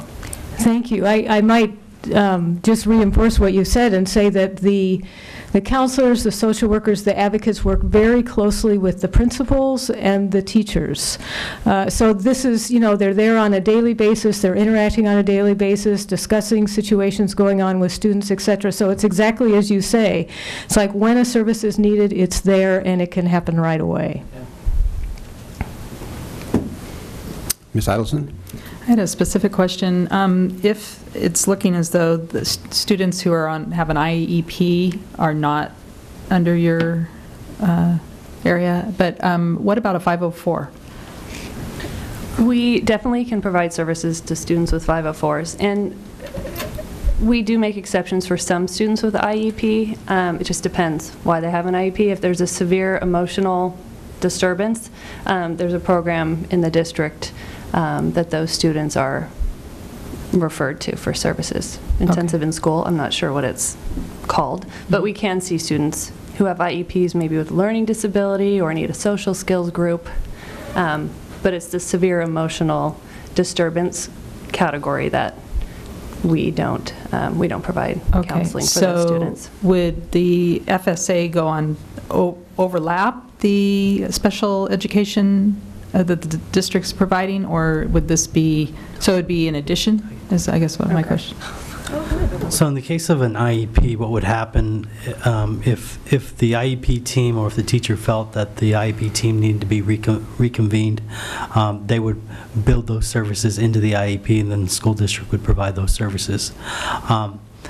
There could be instances where a student has an IEP, not based upon their emotional needs, but maybe a short-term resolution would be to get some services through FSA and counseling that we have on site, but if it was going to be more long-term, we would certainly want to work that into our IEP, because these are services we want to use for our general education students, not for our students that have an IEP and have those needs noted in IEP. Okay, and then who would make that decision if the student was part of the general population of students that they would receive the... That comes via referral. Okay. The referrals usually come from teachers and staff, any staff member. All right, thank you. Further questions? Ms. Parker? How many districts in Santa Barbara County do you serve? How many districts? How many school districts do you across the county? So we're all throughout Lompoc. We're in Santa Barbara, and we're in Carpinteria. In Carpinteria. Okay, thank you. Further questions? Okay, thank you very much. Thank you. Appreciate it. And thank you for your team that sat here smiling at us. There's a lot of involvement with our district sitting right there, so thank you very much. I would like to ask permission to jump to H7. The next 4 items, 10 minutes each, are basically policy decisions, and we have some people waiting to talk about H7 that might want to get home. So, any objection? No. Let's go to H7 for the discussion on disability awareness. Would ask Helen Rodriguez to come forward. I know she's going to invite some guests. Yes, I'd like to invite Sherry Ray and Jennifer Griffin, if you can stand next to me. At some point, I will invite you to speak also. Good evening, Board President, President Herron, Board members, Superintendent Dr. Cash, and Cabinet members. It is a pleasure to share how the school sites within our district celebrated or will celebrate Disability Awareness Day for 2014-2015 school year. At this time, I would like to bring your attention to the PowerPoint, which contains some pictures of activities that took place during the Disability Awareness Day, and I think we can loop that. And I'd like for you to note the engagement that is occurring between the presenters and the students and the learning that's occurring. These are some samples of some elementary school sites, but I'd like to share a variety of activities that the school sites, the elementary school sites provided. They provided school-wide assemblies, presenters such as the Braille Institute, Sherry Ray from the Dyslexia Project, Jennifer Griffin and Amy Bushker from the Alpha House, Peer Buddies representative, DJ of Ability representatives, site special education teams, and student presenters. Classroom lessons that included the different disabilities in order to increase overall awareness of typical, non-stereotypical day-to-day experiences and perspectives of persons with varying disabilities. Afternoon dance party led by a DJ with a disability, library activities that include reading stories on various disabilities, bulletin boards displaying famous people with disabilities, a play about disability awareness and working together, facilitated discussions to develop awareness and understanding of a variety of disabilities, teach students that all children with disabilities have the right to special care, education, and training to help her or him enjoy a full life in conditions that ensure dignity and promote self-reliance and a full and active life in society. Videos with follow-up activities. The secondary school activities included videos with follow-up classroom activities, school-wide assemblies, wheelchair basketball in the school gym, lunch activities that include DJ Ability, Chris Benedict, games that were played, and on the members of the teams that participate in the games were from all students, which would be our general ed and special ed students. Physical education classes participated in a 2-day workshop by the local Alpha Resource Center that included history and background of disabilities, as well as hands-on activities and a brief video. After the activity, there was a debriefing session. Highlights of famous Americans with disabilities every period over the intercom, homeroom activities, student speaker panels, panels made up of students and staff to share own disabilities and answer questions from the audience. Inspirational stories read in each period, and Autism Awareness Assembly presented by Austin Riley and team. So at this time, I would like to introduce 2 representatives from the community that supported some of our school sites during Disability Awareness Day. They will briefly share with you their experiences. The first representative is Sherry Ray from the Dyslexia Project, and the second representative is Jennifer Griffin from the Alpha House. I'm going to go. Okay. Hi, actually we're going to reverse that. I'm Jennifer Griffin from the Alpha Resource Center. And about 6 years ago, I learned that the Santa Barbara School District was requiring that all of their schools hold a Disability Awareness Day, and I wanted to get involved. At the time, my daughter Grace was an 8th grade student at La Colina, so that became my first school presentation. I Googled disability awareness. Activities popped up. I used the disability awareness packet on the Easter Seals website as a template, and off I went. The only way I could reach the entire school was to present to each PE class of the day. As exhausting as this was for one individual, I was able to do this with the support of my employer, the Alpha Resource Center. Over the years, the junior high presentation has been tweaked many times. I realized that the same presentation over 2 years may not be very effective. So now I'm there all day for 7th grade and all day for 8th grade. And the 7th graders partake in activities, and the 8th graders take part in a discussion that comes after viewing a few short videos that I've found over the years. I wanted to reach the other grade levels as well, so I contacted some elementary schools. And I was impressed with the Harding model, but I wanted to fine-tune it. From speaking to students at every grade level, I found that younger students respond better to the easier-to-understand disabilities, blind, deaf. Older grades could begin to have discussions on more broader labels like intellectual disability or autism. I couldn't do this alone, so over time I've assembled a great team, each member having knowledge in a particular area. And we've all volunteered our time to speak with the students at their disability awareness days. And I just want to add that every correspondence that I have with the principals, I refer to it as parentheses, lowercase dis, uppercase ability, because that's really what my focus is, not the disability. Some schools like Monroe turn it into a week-long event. I'm always impressed by the principals who see the value in this and want to go above and beyond to spread the message. They're not just checking a box, done. And when my daughter started high school at Santa Barbara High, I turned my attention toward the high school presentations. And this has proven to be much more challenging, but through trial and error, I'm seeing how this can be done. Originally, I put together an assembly with guest speakers, but the assembly could only be voluntary. Teachers had to see the importance and bring their students to the assembly. We couldn't even fill the auditorium.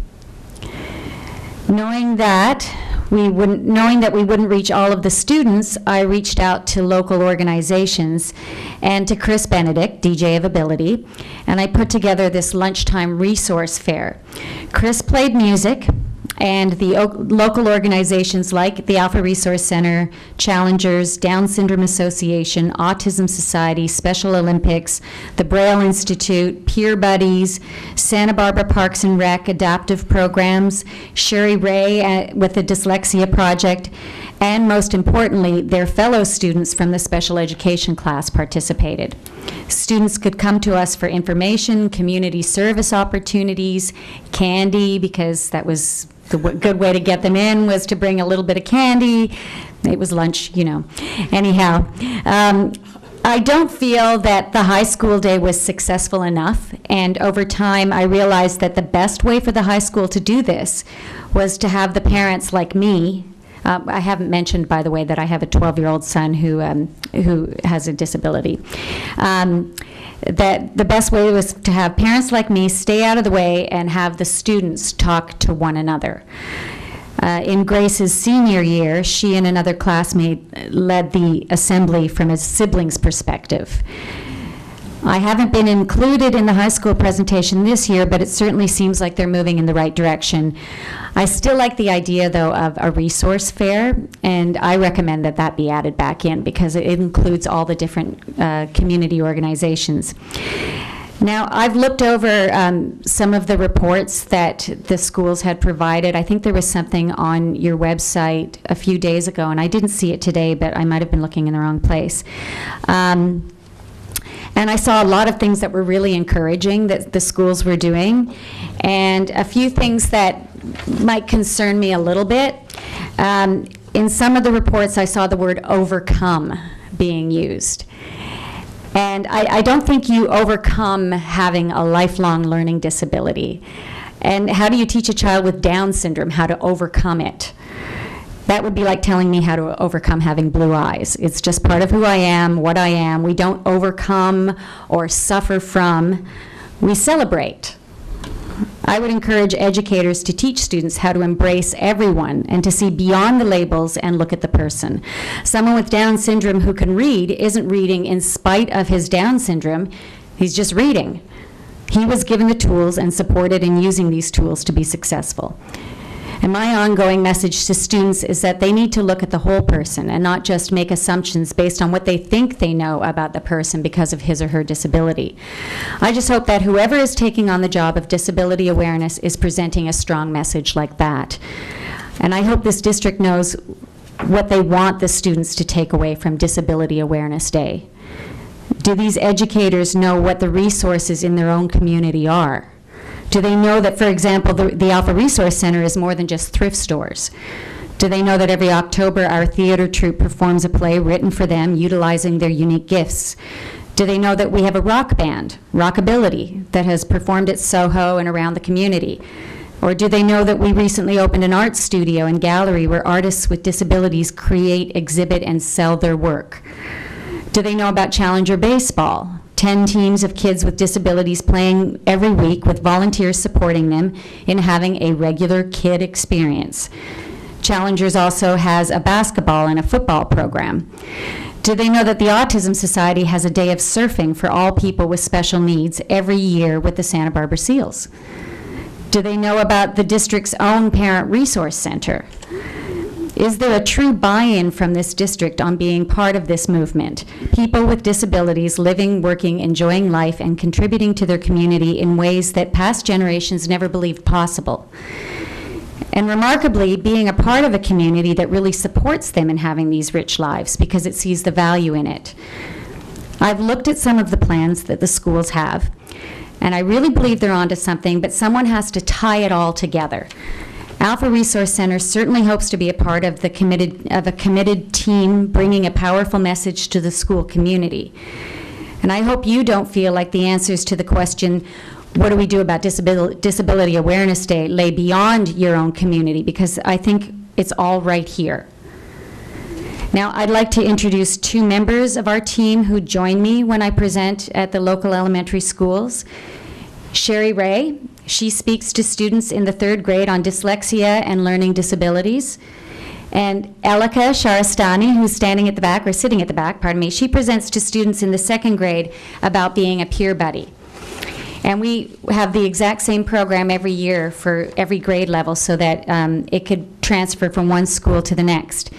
And I just want to finish by telling you that the schools that me and or my team have, our team has presented at this year in the elementary school, at the elementary school level, we've presented at Cleveland, Washington, Monroe, Franklin, Peabody. OAS is coming up. I was invited to take part in the Harding one. In the past, I've presented at Roosevelt, but only for 1 or 2 grades, and the rest of the group has not participated. And this was the first year I didn't participate in the McKinley one because she got it happening right off the bat at the beginning of the year, which was fantastic. At the junior high level, I usually do that one all by myself. Sometimes I'll bring a guest speaker with me, and the schools that I've presented at were La Colina, Santa Barbara Junior High, and Goleta Valley. And at high schools, none this year, but I read what some of them were doing, and I think it's really great. And like I said, I would really love to be part of a resource fair, but I certainly don't feel like I need to be doing every single school because I actually have other things to do in my day job. But it is really a passion of mine, and I hope that if there's more information that you need about what we've been done, just ask me, and I'm always trying to make it better and change it up every year. And Sherry, did you have anything that you needed to say? No, I'm good. All right, any questions? Board? Ms. Adelson? I'm curious as far as the age appropriateness when you make a presentation. I know with Sherry Ray that I've, in terms of what the disability or what the information you're trying to convey, how, like, say, maybe a video wouldn't be appropriate for a younger grade, maybe something more hands-on. How are you rating those aspects to this? Thank you. That's an excellent question because I've had to weigh all of that over the years, and some of it through trial and error. I think that I started to figure out that if I'm going to, like, the way the elementary school program looks is kindergartners have a presenter who teaches them a little bit of sign language. They really talk about about deafness and the deaf community. Bob Quackenbush comes from the Braille Institute to speak with first graders. Elika, again, I've said she presents to the second grade class, more on community and being a peer buddy. Sherry starts the learning disability discussion at third grade. And then fourth grade, I'll talk to them about intellectual disabilities. And in one of the schools, they actually wanted me to come in and speak with third grade students about intellectual disabilities. And I realized, okay, that's the cutoff. Fourth grade is where we have to start that talk because I want to speak with them about the R word. And I don't think, it just doesn't feel, it feels a little above them when I'm speaking to third grade, but fourth grade, they're really starting to get it.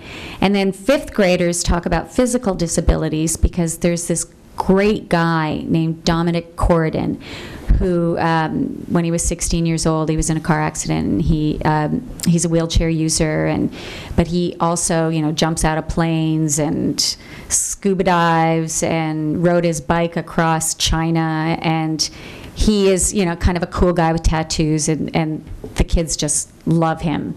And sixth grade, we talk about autism, and that's actually been me for the last year, talking about autism spectrum disorders with sixth grade students. But everything beyond, I think sixth grade and beyond, I've never found that, I think you can have very real discussions with kids from maybe even fifth grade on. And I'm very sensitive to the videos that I choose and the message that I'm sending. I'm not trying to communicate to the students that that they should be feeling sorry for people or that they should worry about being curious, because that's quite fine. I know that when I'm walking down the street, I'm just incognito in Santa Barbara. But if I have my son with me and he's in his wheelchair, kids will come up to me all the time. And when he's with his dad, I mean, who's, kind of a private guy, students are always coming up to him because they really see the importance of coming up and just acknowledging my son, who does not speak, does not even really look at them or acknowledge them, but they know that he deserves to be recognized as someone in his community.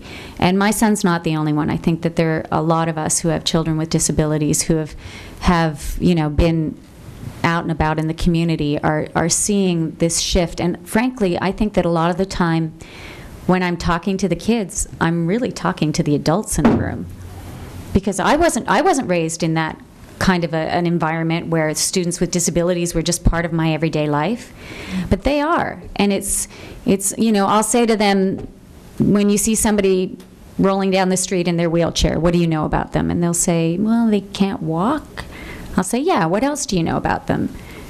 And, you know, the little kids, they don't quite get where I'm going with that question, but the older ones will realize, oh, nothing. I don't know anything about that person, and I need to get to know them because there might really be something very valuable. And I have just a bucket of stories of different things, experiences that I've had at, you know, talking to students that have been so eye-opening for me as a parent and encouraging.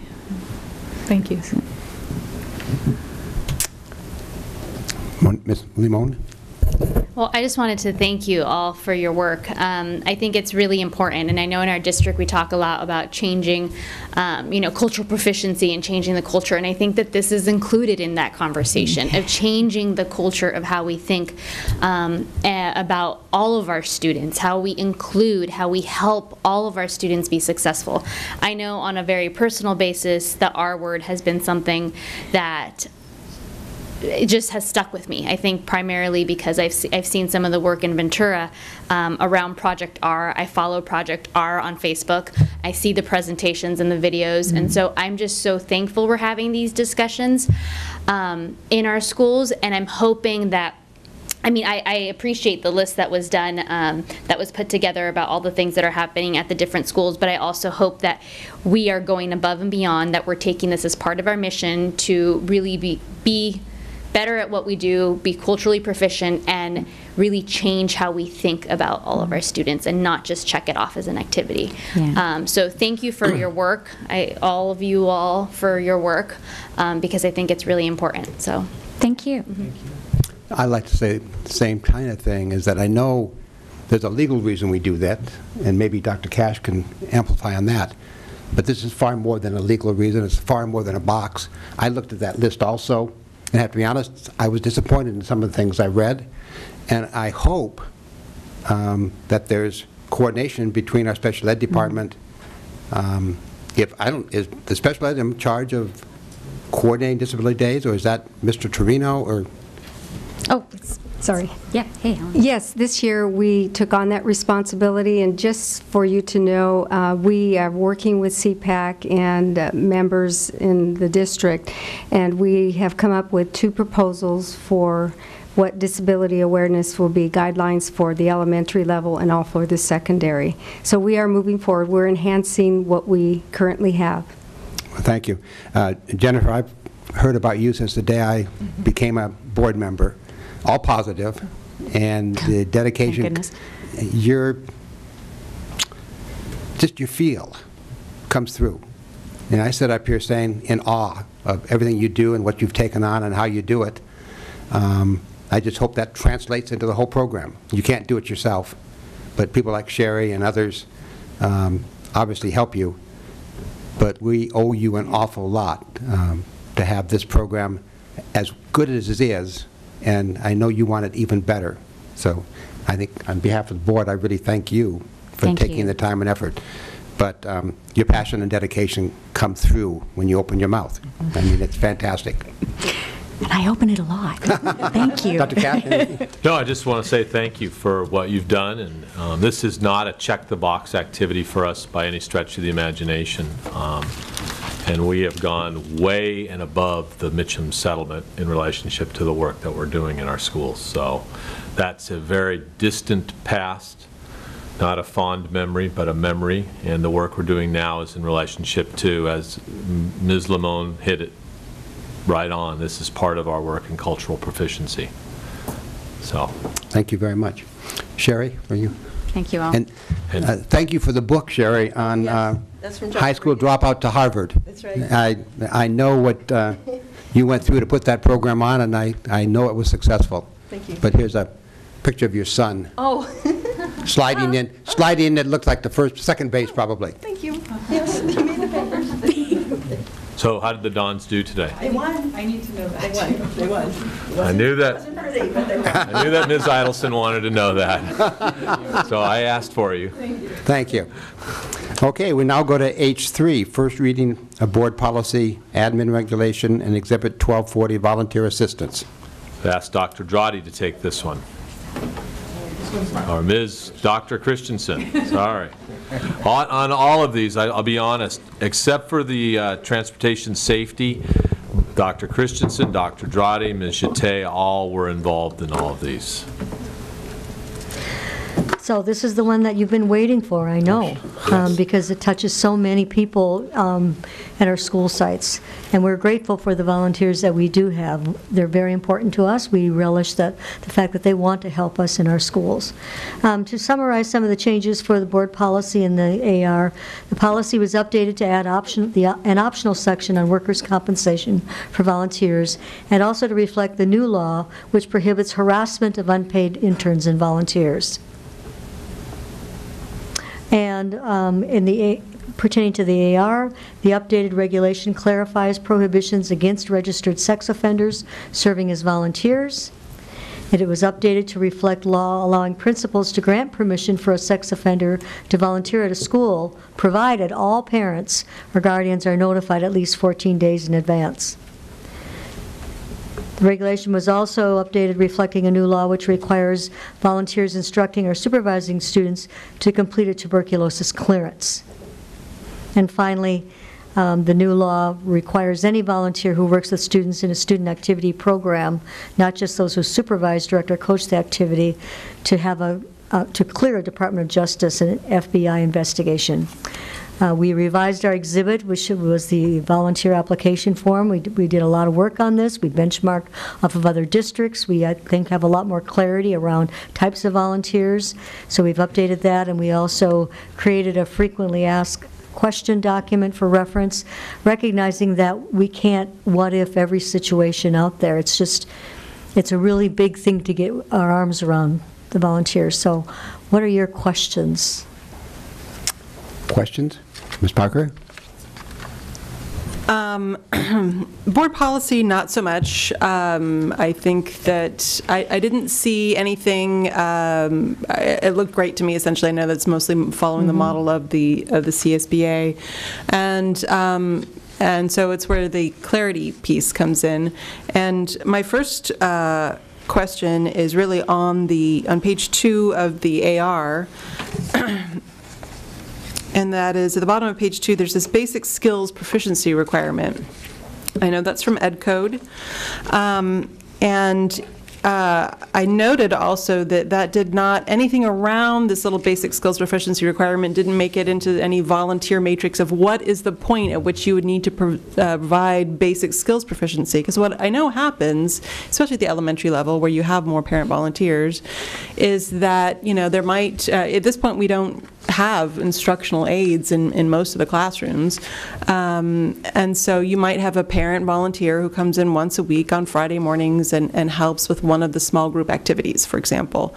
I don't know if that's defined as instruction. And I just can't imagine any case where we would ask a parent, we really need to see your high school diploma and maybe an AA before, because we would require that for an instructional assistant. And so I've never seen this piece before. I know it's Ed Code, but where do we draw the line on this? That's a great question, and I looked into it too. I was curious about those sections of the Ed Code. And in fact, we can have volunteers who assist in instruction. And I was talking to Mr. Handel, and we're not aware that we have any. But I could see the possibility that perhaps there's somebody with a reading certificate that might volunteer. And then in that case, we would offer them the same proficiency tests that we require of our IAs, which is a reading and math assessment. So the possibility is there, but I don't think we have any. So you're saying that the definition of instruction does not include, for example, leading the instructional activities at a table that's working on their letters, for example. It'd be like teaching, reading helping with comprehension. All right. That's my view of it. Okay. I like that view of it. That makes more sense to me, because this is vague and then we don't address it in the exhibit. And so I think I might need to think about whether or not there just should be some clarification language on what this means in terms of, not being the extra person in the class that's helping run some small activities. Okay. Others? Bring this back on the consent calendar? Oh, Ms. Lamone? So I have just another question. Right above this, assign grades, does that include when, sorry, you just passed it, where it says volunteer shall not be authorized to assign grade. Does that include when a volunteer is given a rubric to help a teacher grade an exam? Again, my view of this is that they cannot enter grades or have entered grades into a teacher's grade book. But they could certainly use a rubric to say, well, you did really well in this area, not so well in this area, but I think it's the formal awarding of a grade that we would never want a volunteer to participate I'm in. just thinking, like, when there's been like a little exam that, sometimes there's like a volunteer that's like, oh, this is the spelling test. Right, the spelling test, like, or here, here's the correct, and the teacher will provide the correct answers, and that's like one way for the volunteer to help to really quickly go over it.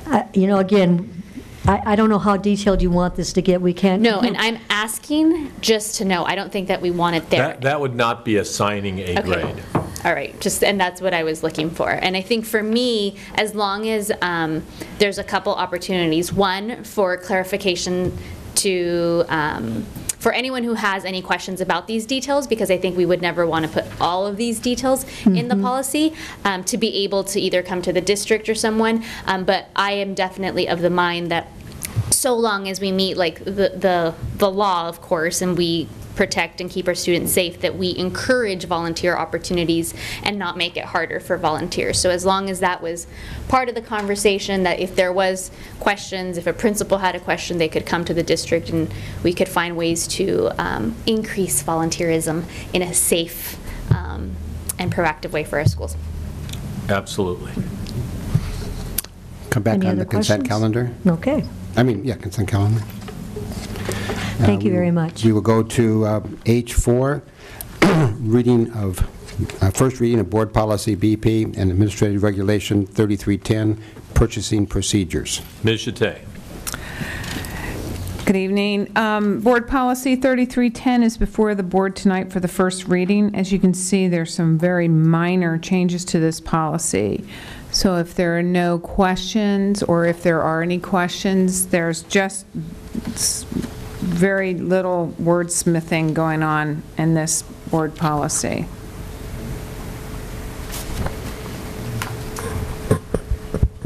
Any questions? This is one where we really had to clarify the title on the AR, correct? The job title? Exactly. As long as we have that right, it's all good. That's right. There's no deputy here. Happy to have that come back on the consent. On this one, do I have a motion to approve it by chance? Ooh, Mr. Herron's being wild and crazy. I'll make the motion. Have a motion to approve it? Second. Discussion, Ms. Parker? No. All in favor, say aye. Aye. Opposed? Motion carried. Thank you. You owe me, Mr. Day. H5. Oh, actually, there's a second part to that. There's AR 3541.1. That's the next one, Oh, H5. I'm sorry. Yeah, H5 is your transportation safety emergencies, and AR 3541 for school-related trips. So basically, this is also here for the first time, and it gets rid of a lot of language. However, it describes, how buses should be inspected and how vans should be inspected. We don't have buses. However, we have in the past supplied our STA, our Student Transportation of America, our board policy, and we told them that we expect them to do what they're supposed to be doing as far as the way we want our buses looked at. They follow even more stringent requirements than we do, actually.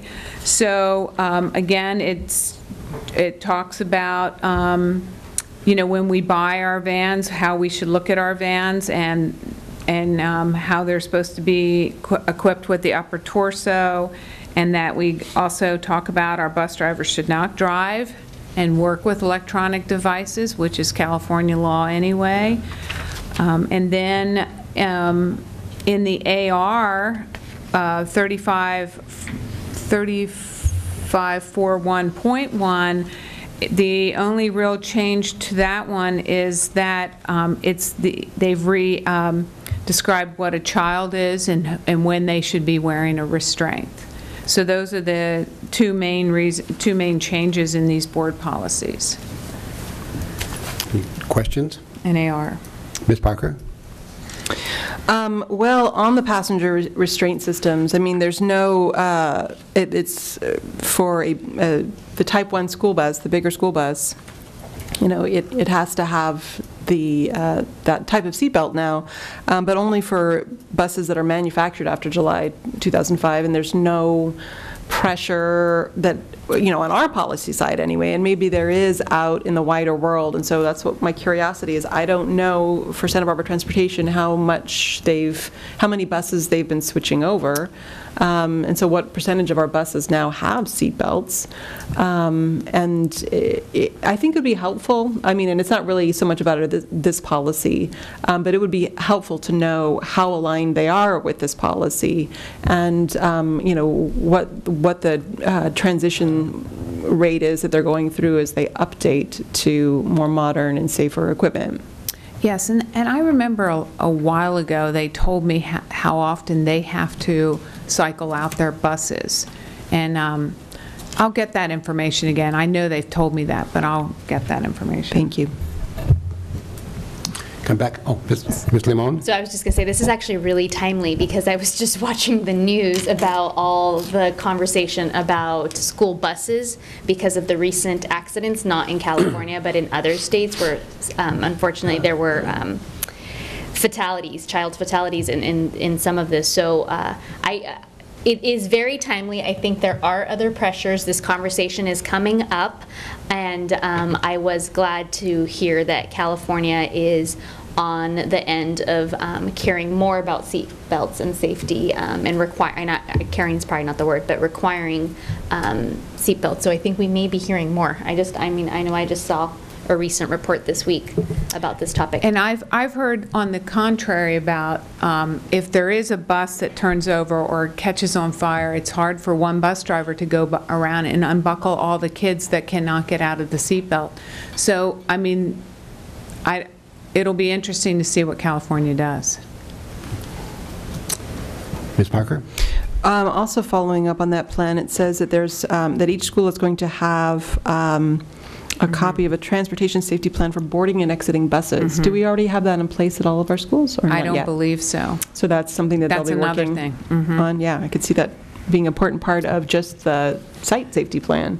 Well, that's what I was going to say. Is that something that we could include in future safety plans, or is that not appropriate to include it there? I think it's a good... It would be the same for every school, probably. Well, actually, I could see differences depending on like a parking lot layout, because there would be the standard one in terms of what's going on across the district, you know, at each stop where they're getting on and getting off, but then there's the boarding and exiting at each school site, which would be different. Sure. So. And I know the bus drivers will get off the bus and help the kids off the bus, and they will not drop a child off if there's not a parent there at the sites. And I know that there are people at the school site helping board and unboard students as they get off. Is it a plan? I don't know. This come back on the consent calendar? Okay. Thank you, Mr. Day. H6, fourth reading, discussion of Administrative Regulation 6153, school board trips. It's going to come back for a fifth reading.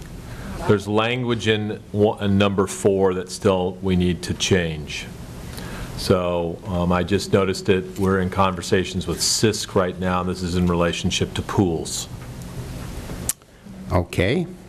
We'll come back in 2 weeks. Yep. Did the board have any questions on it that that'd be good to know now. That need to be addressed? It looked like the change for the TB test is not requiring the test, is That's that correct? correct, yes. So it's just answering the question, have you been Yes. out of the country or in Yes. contact? Yep. Okay, good. Yep. Yeah, we still have some questions, or we want to get the CISC language on the pool issue. Ms. Parker? Can I pool issue, and that is that we have a lot of field trip swimming activities that are at the ocean. And so I can imagine that there would be a lifeguard there, but what kind of, I mean, is that just our own insurance that we're talking about if we're at the ocean? Yeah. Okay, thank you. Yeah. Mhm. Okay. We'll go to H8, local LCAP update. Well, each one of you has... You have 1 minute. Okay, I'll go really fast. Thank you. That's good. Each one of you has before you the printed copy of the PowerPoint presentation, and here's some good news, is that Friday, when I present this to City Council, you can sleep, because it will be the same. It might be different based on their questions. So again, I'm just going to briefly go over the process we're engaged in. I think it's important to consistently review this, and then I'm going to give you some of the slides that have been presented in the regional meetings that we've had. We reviewed the strategic plan in depth. We've analyzed all of our available data that we have in relationship to the 8 state priority areas, and we continue to receive community input. And our overarching outcome is that our district graduates are life, career, and college ready, and that's what we are moving to create. I want to again remind the board our high impact priorities, which are the priorities we believe if we can achieve and work on, that everything else will flow from these priorities. Addressing gaps in opportunity and achievement, embracing the diversity of our schools and community is one of our greatest strengths. Communicating with transparent and accessible information, providing continuous learning for our staff, and enhancing early education opportunities, including 0 to 5, not just starting when they get to our preschools, but prior to our preschools. Here are some of the changes that are currently in the draft of the LCAP, which was attached as an exhibit of only 124 pages in length. Thank you, State of California, for changing the template. So these are some of the changes that are currently encapsulated in that draft. We anticipate and plan for additional changes that will occur. And some of the things I talk about tonight may not be in the draft that you see at the first public hearing based upon input that we receive between now and then. Explore and research options for the development of an education teacher academy. It's becoming really, really clear that unless we are able to grow our own, it becomes more and more difficult for us to retain the quality teaching staff that we know our students need. Part of that has to do with our cost of living in Santa Barbara, and we know that kids who grew up here have a leg up on how to make that happen. One of the greatest moments for me in my career was this past year, and that was interviewing 5 elementary and secondary teacher candidates who had gone K-12 through our system and offering them jobs at schools in our system, which was just fantastic to be able to do that. All 5 of those bilingual. Incredible. We need to allocate specific funds for libraries and bring back over time certificated elementary librarians. It's part of the secondary librarians request, and you'll see this reflected in the LCAP. We want to allocate specific funding for construction technology career pathways at secondary schools. We have a really great, robust construction technology academies at all 3 high schools. We want to make sure that those high school academies are supported. We did a massive facilities assessment district-wide, but one of the things we did not do was conduct a facility assessment or create a facility assessment process at our school sites so that we're much more preventative than just reactive to situations, so that we have in place a process by which our staff, along with each school staff, periodically goes through an analysis of the facilities, the systems that exist on our campuses. We want to develop a district-wide assessment system, TK to 12, that identifies students' progress in meeting grade level state content and practice standards and lead to college and career-ready skills. The idea, and you'll hear this very passionately from Dr. Drotti, that the idea is that no student, no parent at any time should have any question about how their student is performing in relationship to the 4 outcomes in English Language Arts and the 4 outcomes in mathematics. That should be crystal clear, starting in transitional kindergarten, and that we should have an assessment system that makes that as transparent as possible to every child and every parent. We want to develop and implement cultural proficiency rubric for identifying instructional materials that align with state with adopted standards. This continues to be a very important issue. I don't know if any board, were any of you at the Talking in Class presentation that DP did? One of the most profound moments there, I had to leave unfortunately to deal with a couple of a conflict somewhere else, but prior to my leaving, we had students describe their experience in U.S. history as dead white people fighting over land. And I thought to myself, wow. So they are in 11th or 12th grade, and this is their reflection upon their own learning in relationship to the work that's happened in world history and U.S. history to date. Not relevant to them. And we need to work hard to find relevant instructional materials that meet the state-adopted content standards to ensure that every single kid gets what they need. We need to develop a process for counselors to check every student every semester for A through G completion. We currently don't have that process in place. We don't know exactly what it looks like. We have some really good ideas. We have some systems that have been effective in other communities that have worked. We've piloted a system in one of our high schools that seems to be effective in ensuring that every counselor meets with every kid to have an A through G conversation. We want to develop a process to initiate the 10-year plan at the end of 5th grade. A lot of conversations about the fact that waiting to 9th grade is too late. Too much has happened in grades 6, 7, and 8 that make choices and opportunities available for high school students closed. And so we don't know exactly what that'll look like for a 5th grade student and their family in the spring of their 5th grade year, but we know that we need to begin that goal setting and that conversation at that time so families and kids understand the consequences of each and every choice and every decision they make from that point moving forward in relationship to whatever aspirations they may have for themselves or their children. Goal setting program at all schools. The research remains very convincing and clear that students that set goals usually attain those goals, especially if they're held accountable or they're reminded of those goals. We want to have a system-wide goal-setting process for every kid, and we want to have an opportunity for them to review that. Implement college entrance and college course preparation programs at all of our schools. Again, we don't believe that every student needs to go to college, but we do believe that every student needs to be career ready, which for the careers in the 21st century means some kind of post-secondary training or educational experience. And so we want to make sure that we prepare kids to be successful in that so that they can have a successful career. We want to prioritize credit recovery for all secondary sites. So long as we continue to have a credit-based system, it will be essential for us to prioritize credit recovery, meaning we have to have a way that a student who does poorly for a period of time doesn't give up because there would be no way for them to catch up. We have to have hope. I think Dr. Drotti calls this Project Hope, as a matter of fact, in his work with his principals, that has to exist. And so that needs to be a priority. We want to expand the PEAK program to Santa Barbara Junior High School and Santa Barbara High School. That program, formerly known as the POSSE program, will maintain, I think, clearly remains one of the best accomplishments that have happened.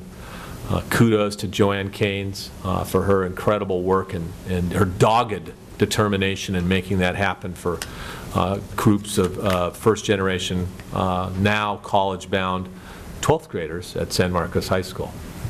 One of the other things we had a conversation about was that typically the A through G requirements or the college entrance requirements, we've kind of let our staff feel like, hey, go talk to your counselor about that. Well, our counselors have about a 390, I think we just looked at that, 90 student to counselor ratio. And that student may need that question answered sooner than the next time his or her counselor can meet with them. So we think it's important that all of our staff know what the A through G requirements are. Not that they're trained and they know in depth what every course is, but that they have an understanding of what it's going to take, what courses are going to be necessary for every kid to be college eligible. We want to create a district-wide criteria for students needing intervention for both learning recovery and credit recovery. One of the great conversations, I think we've had it twice in cabinet. I think everyone watches Dr. Dradi and I when we have these conversations, was the idea about how important learning recovery is. We can have a student earn credit and still be unsuccessful in the next course. So I just passed, I'll use the old math course title, geometry. I'm now eligible to take Algebra 2. But in my geometry passing, I missed big chunks of knowledge that math teachers know by the time I get to some specific part of Algebra 2, I may not be successful in. And so part of our district-wide assessment continuum is going to be providing staff with that information, so not just in credits, but in learning. Because if a student needs to pass that Algebra 2 or that next course, and we haven't given them the knowledge necessary to be successful in it, they won't be. Plain and simple. Well, they'll earn the credit and they'll wonder, well, gosh, I went on to this. Why aren't I able to do this? So I think it's something that was going to take a lot of work, but something I think we really need to do. And we need to develop, obviously, a district-wide process to ensure every student that needs help getting to grade level gets that help. And whether that's summer school, whether that's what 2 of our 3 high schools have done, embedding support during the school day, we need to really develop some process that ensures that that's not just happening at some schools for some kids, but that's available at every school for every kid. Yet need not be the exact same thing, but there has to be a way in which that gets accomplished. We want to expand restorative approaches. To be very frank, this has proven to be one of the most difficult things that we are doing, restorative approaches. And we're continuing to have, we're struggling. We have work to do in this area to make it be what it needs to be. I remind Cabinet every Monday morning that changing the culture of an organization is the hardest work that we can do. Changing what happens for a student each and every day at school is the hardest work that we can do. It requires us to change the hearts and minds of the people that interact with those students every day. That's hard work, but we're committed to it. We also, this would have been much more relevant 5 years ago when we were expelling 100 kids. But we do feel like we want to figure out what is it that's happening. Why are kids getting to that expulsion? And then what are we going to do about it? I mean, right now it really looks like, and you would know best because you hear them all, that there's a lot of drug issues, alcohol issues that we need to deal with prior to high school. So what's that going to look like? We want to implement the language access protocols, which you, Dr. Ramirez, shared with you. We think that's really important. That's a transparency and access issue for our families and our kids. We want to develop a district process to monitor parent participation with respect to subgroup participation. Again, we want to have our parents participating, and in not just participating but also in decision-making roles at our schools. And those parents reflect the demographics of the schools in which their students attend. We want to hire a science teacher on special assignment. Implementing NGSS is a lot of work. And we want to hire a director of visual and performing arts. Is that science teacher for secondary or elementary or both? Both. TK-12. We want to provide English language development professional learning for all teachers. This again is something that, this is a shift. In the past it was always English language development training for teachers who teach English language development. But the reality is, and we've heard eloquent commentary and testimony from our English learner parents telling us that English-only students have just as big a need in English language development as English language learners do. And so English language development should be part of everything that happens for every student every day across the curriculum as we improve the English language, both speaking, writing, listening, and reading of all of our students. We want to determine a formal outreach and mentoring program modeled on the PEAK program, research and implement an online learning recovery program. We know how important it is. I believe, hopefully, Santa Barbara Unified and K-12 in general isn't the last bastion to recognize that some kids learn better at 6 o'clock at night as opposed to 8 in the morning, that some kids learn better on their own time as opposed to in a brick and mortar school. We want to really look closely at moving into the 21st century, as it's now 2015, in relationship to online learning. And we'll start with the online learning recovery idea. And the last thing on our changes so far is we really want to explore a partnership with our community to provide services to children and families aged 0 to 5. And we want to look at our community partners. Our preschool network is a really vibrant network that will help us out there. Cottage Hospital also will be. There's a lot of good thinking. Michelle Robertson has developed a draft of a strategic plan for this. We're discussing in cabinet, and I'm certain you'll see sometime before the end of this school year moving forward. So the next steps, Dr. Drotti is going to be presenting the LCAP to the District English Learner Advisory Committee. I'll continue to meet with my LCAP Parent Advisory Committee. The draft 1 is on the web page with comment buttons. The LCAP committee will continue to work. Dr. Drotti is seeking input from our employee unions. We will be meeting with our school principals again next week, actually this week and next week. And we will hold 2 public hearings, one on May 12th and one on June 9th, to receive public input, with the idea that we will be giving you the final LCAP in June. And so that's 15 minutes of the 90 minutes of the regional meetings. So there you go.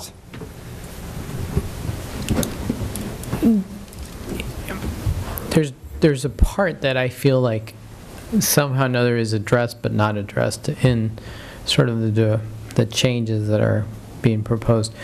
On the one hand, I know that there's a lot of measuring for students, whether they're meeting A through G, doing their 10-year plans. In other words, what their success is going to be future forward for their career. And then there are some measures down here of looking at, for those kids who do fall from that trajectory, how we can help them, right? But what I don't see, and maybe you're thinking about it in terms of its embeddedness between both of these, is when kids fall from this trajectory down here, where we catch them, where we get them ahead of time. And I think that's a good question, and what I didn't say when I started was that these are everything that's in draft 1 of the LCAP. Yeah. And that is not changing. Mm-hmm. So that will remain in the LCAP, not draft 1, but LCAP 14-15. Mm-hmm. That will remain in 15-16. And so my question is, even if you don't put it in the LCAP, I think one of the things that I've suggested or asked is, and I know when Chelsea, Dr. Guillermo Wang has come up and done her presentations, is looking at our data in terms of that, exploring the possibilities of instituting something. It would be great if we had it in the LCAP in terms of that, but instituting something where we're doing much more of an early warning system.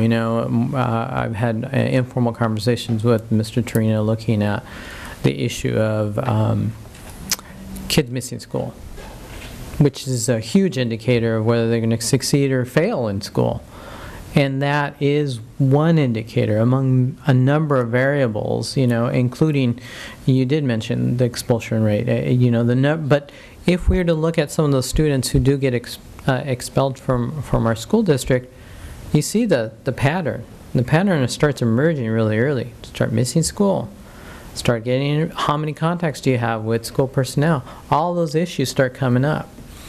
And so for me, one of the things that I feel like as a district that we should place a little more of an emphasis, perhaps a heavier emphasis than we have in the past, is looking at that. And strictly looking at it from a data point of view, but also looking at it from a point of saying, we're doing a great job in putting our LCAP of these goals to make sure our students are going to go forward, meeting A through G requirements, going on to higher education if they so choose, making sure we're addressing kids who fall down. But there are those kids who are going to start falling through those cracks, and we do see them, unfortunately, when they come to us. And sometimes there are patterns, and if we had seen those patterns ahead of time, I would strongly suggest that we would have dealt with them a little earlier. The whole assessment continuum should address that. Yes. Just to add to that, what you're describing as Cabinet has identified as what we're going to call as lead metrics. And as when we come over to talk to you about the assessment continuum, we're talking about lag matrix and lead matrix. Lag matrix are basically the outcomes that we want at the end of the day, but as we address a lag matrix, we will have to look at lead matrix to help us anticipate where our students are headed, and that's where all the information will come out. That would be great to talk more, flesh out, or perhaps even put that out there a little more. I would suggest that would be really great. At least for me, for my purposes, it would be really helpful to understand that more. Well, you're going to get a full presentation when we get to that point. Thank you. So. I'll just add the same thing. I mean, I can't tell you how many times when we vote to expel somebody, my comment always is, how sad. Yeah. I mean, the history of some of these children or kids that we expel goes back years. And you can, I mean, it just, I have to wonder what's going on. I mean, how can they be this bad for this long, and now we finally expel them? I mean, there's got to be a way to intercept that process much earlier, because it's sad. I mean, it's absolutely sad to read some of these stories that we have to look at. So, anything else? Okay, thank you, Dr. Cash. And now we'll go to coming events. And I see we have a joint meeting with the Santa Barbara City Council on April 17th at 1:30 here in this building. And on April 22nd, we meet with the Goleta City Council at 3 o'clock at the City of Goleta Council Chambers. And then our next meeting is April 28th. I saw an exciting email, I think, about Adams School. They're reclassifying some 75 students, I think it is, some 70 students on Friday night. Is that all from Adams, or is that a Yeah, no, that's all. All Adams. 72 students. 72 students. I mean, that sounds like a fantastic opportunity. Okay. Anything else? The Hope Awards are Thursday night. Okay. We're honoring Jim Kearns, Village Properties, and the Santa Barbara Garden Club. Any other future events? We also have, for future agenda items, I handed out the update that I have on my, if there's anybody who has any changes in those or deletions from those or more explanations on those, let me know. And are there any others people want to add? No? Okay. Well, 8:50, we'll close the meeting.